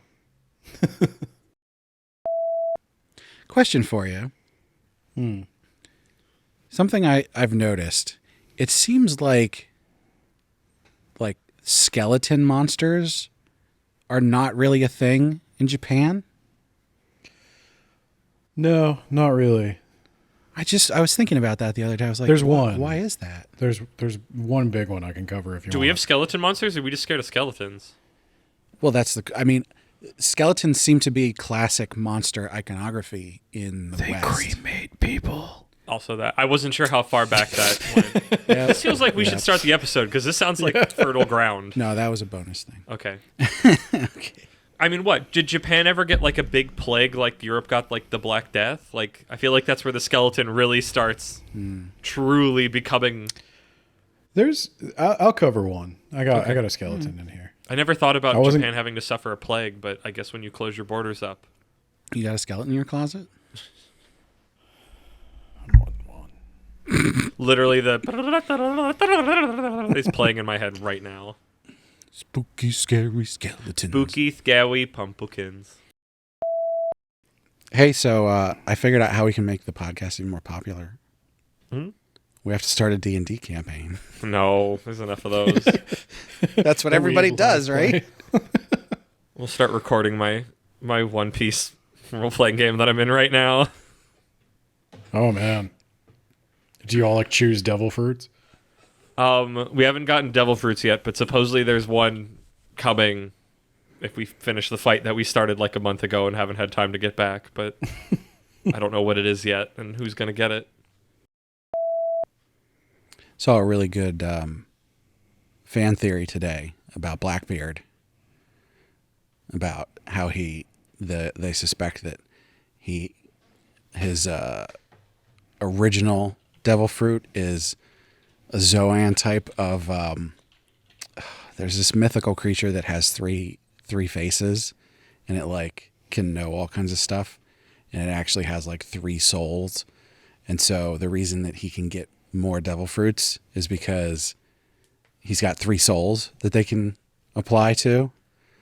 Just like the 3 assholes of the Kappa. Of the tank? yeah. That seems like a thing that would pop up in 3 One Shiri Piece. Kodama Yeah. in his butt. No, he has two decoy ones of those. Maybe he has stolen other people's. There you go. You know what Japan's really good at making? Japanese horror games. Really good at making That's true. Japanese. We didn't talk about giant scissor guy. We can talk about Scissor Man. I don't even know where Clock that Tower. came from. I know it's in Clock Tower, but Clock that's Tower is where Scissor Man is from. is that it? I don't know. They Is just there made another it up scissor for thing that? that you're thinking of? No, I I don't mean that's, know. Okay. I don't know a big scissor legend, but that I does have a sound bonus like story, something. if I can fit it in at some point, that is very us related because it is both Japanese horror related and it is also localization related, and it's also really, really silly. I mean, I think now's a good time. Okay, if Do it. we're done with recommendation. I want to see. I don't know if I can look at things on my phone without losing Ben. Ben, can you still see me? No. I can't see you, but that's okay. You can I hear think me. you're Hear fine. Yeah. Okay, I want to make sure I get this right. So while I'm getting the article up so I can get the wording properly. This is a small story about an infamous localization of a Japanese horror game that was released on the PSP called Corpse Party. I think I heard of that. The game or the thing I'm about to talk about. You know, you probably talked about I've probably this talked before. about it because I get obsessed with it when I relearn it, and it's the funniest freaking thing. This is an article from pretend friend of the podcast, Tomomato, who wrote that writes the Legends of Localizations books. This is this is their website, Clyde Mandolin. Let me see if I can get the exact thing. So basically, this is a horror game. What little I know about it, it's more of like a visual novel. You're going around this school. It's a bunch of like cute little anime schoolgirls. They get into some horror situations. I don't know if I should start with the punched up lines, we'll say, and work our way backward, or would you like the original Japanese situation, or would you like the punched up English? I don't know if I don't know if the build to it. We should probably start with the originals. Okay, so the basic Japanese, translation of the original Japanese of you, it's these two students running into each other in these dark halls. Hey Naomi, do you have any butt medicine, the kind you gotta rub on? Huh? Again? Yeah, my butt's been giving me some trouble lately, you see. Well, I do have some ordinary ointment here. Thanks. Okay, I'm gonna go apply a bunch real quick. Already a strange situation. Not a weird, sexy, horny game, just to be clear, because that makes it sound like that. Freaking strap yourselves in, because whoever the localizer was punched the fuck up out of it. And it makes me giggle to think about. I literally have a screenshot on this phone just so I have it ready with me. Hey Naomi, do you have any of that ass medicine on you by any chance? You know, the smeary stuff. What, again? Yep, my butt's been drier in a desert since we got here. Well, I've got some antibacterial cream if that'll work, and then here's the line. Thanks, I'm gonna go butter up my pooper with it real good. In an officially released PSP game, this is not a fan translation, there's no ore energy here. This was sold as a product, and somebody's thought to punch up, thanks, okay, I'm gonna go apply a bunch real quick, was, I'm gonna go butter up my pooper with it. That almost reads like somebody like trying to get fired from their job. I don't know, I just also love like my ass has been drier than a desert, then followed up by I'm gonna go... In a non-sexual situation, in a non-sexual game, just I can't stop giggling when I think about it. I wonder if that's like this is a video game called Corpse Party. If that's an interaction that like isn't a required one, that like might be hard to find. I don't, dude. And so like I don't know. I don't know if there's any it. other lines that is infamous as I'm gonna like. I don't know if it's just because I learned it and the people that I learned it from were obsessed with it because. Gosh, that's a silly phrase, but yeah, Corpse Party, a Japanese horror game on the PSP. Well, there you go. That infamous localization line in it. You should go play it. Punch up your localization. Everybody butter your poopers. Probably need an emulator. That feels like an everybody butter your poopers feels like an end of the episode line. I didn't mean to laser focus on the anus quite as much as we wanted to do. I know, like when you started talking about this, I'm like, I'm just gonna weasel this in because now you were talking about buttholes, and this has just been on my mind recently. But you know what? That's a kind of horror. Yeah. Yeah. Well, now I'm gonna imagine you're in a haunted school and your butt's really dry. You gotta go butter your pooper. You have to go into the Teke Teke stall or the Hanako stall. Now I'm gonna have to change my ending line. You guys... No, you can't. We've said it out loud. You can't say it. Don't forget to butter your pooper. See, like just say it one more time. Say it 3 times. Say it 3 times. I don't think I'll be able to do that, Ben, because I will just start getting into giggling fix as I am now. Butter pooper. Butter pooper. Butter your pooper, buddy.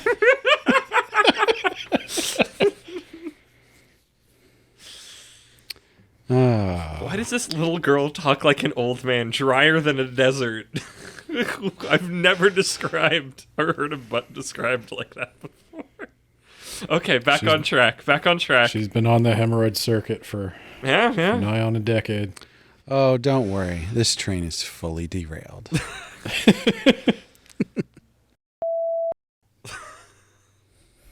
Shiri Kodama. 1,000 years of death! My original one that I had here, before we started talking about assholes. About butts. If you're isekai'd into a horror story, remember that splitting up is never a good idea. Yeah. But after all that, I couldn't. Remember, she's mid. Yeah. That's what you... do another take with that. And remember, if you get isekai'd and you meet a long black-haired woman, she's only mid. No, tell her she's mid. Neg that bitch. Jesus.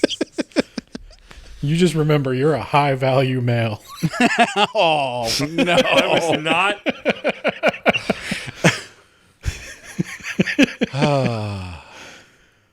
And remember, if you find yourself in a Romanian prison,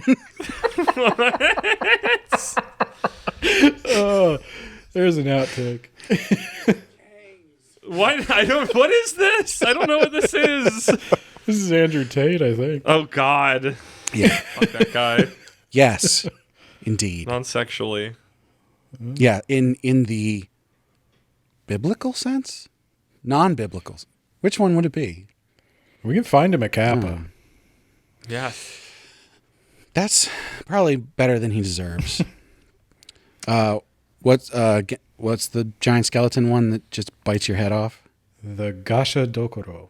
Gosh, Dokoro. Yeah, that's about what he deserves. Both at once. Giant skeleton eating, Oh, Kappa jumping in the air and just. He first the lady steals his legs, and then he gets his head bitten. He gets Mortal Kombat fatality. A thing happens, and then another thing happens, and then a third thing happens. How many bad things can happen all at once? This episode ended up a lot sillier than I was expecting, even Yeah, before the yeah. poopers got buttered. Well, I mean, we just started off basically right away going like, you know what? Buttholes. But this other stuff, I don't know. I think it was good. I think after last month's episode was a lot more like, I guess, serious. We were a little eggshelly, and this time was just Yeah. like extra goofy. It felt good. Yeah. Yeah, whenever you start telling stories, it Yeah. gets fun.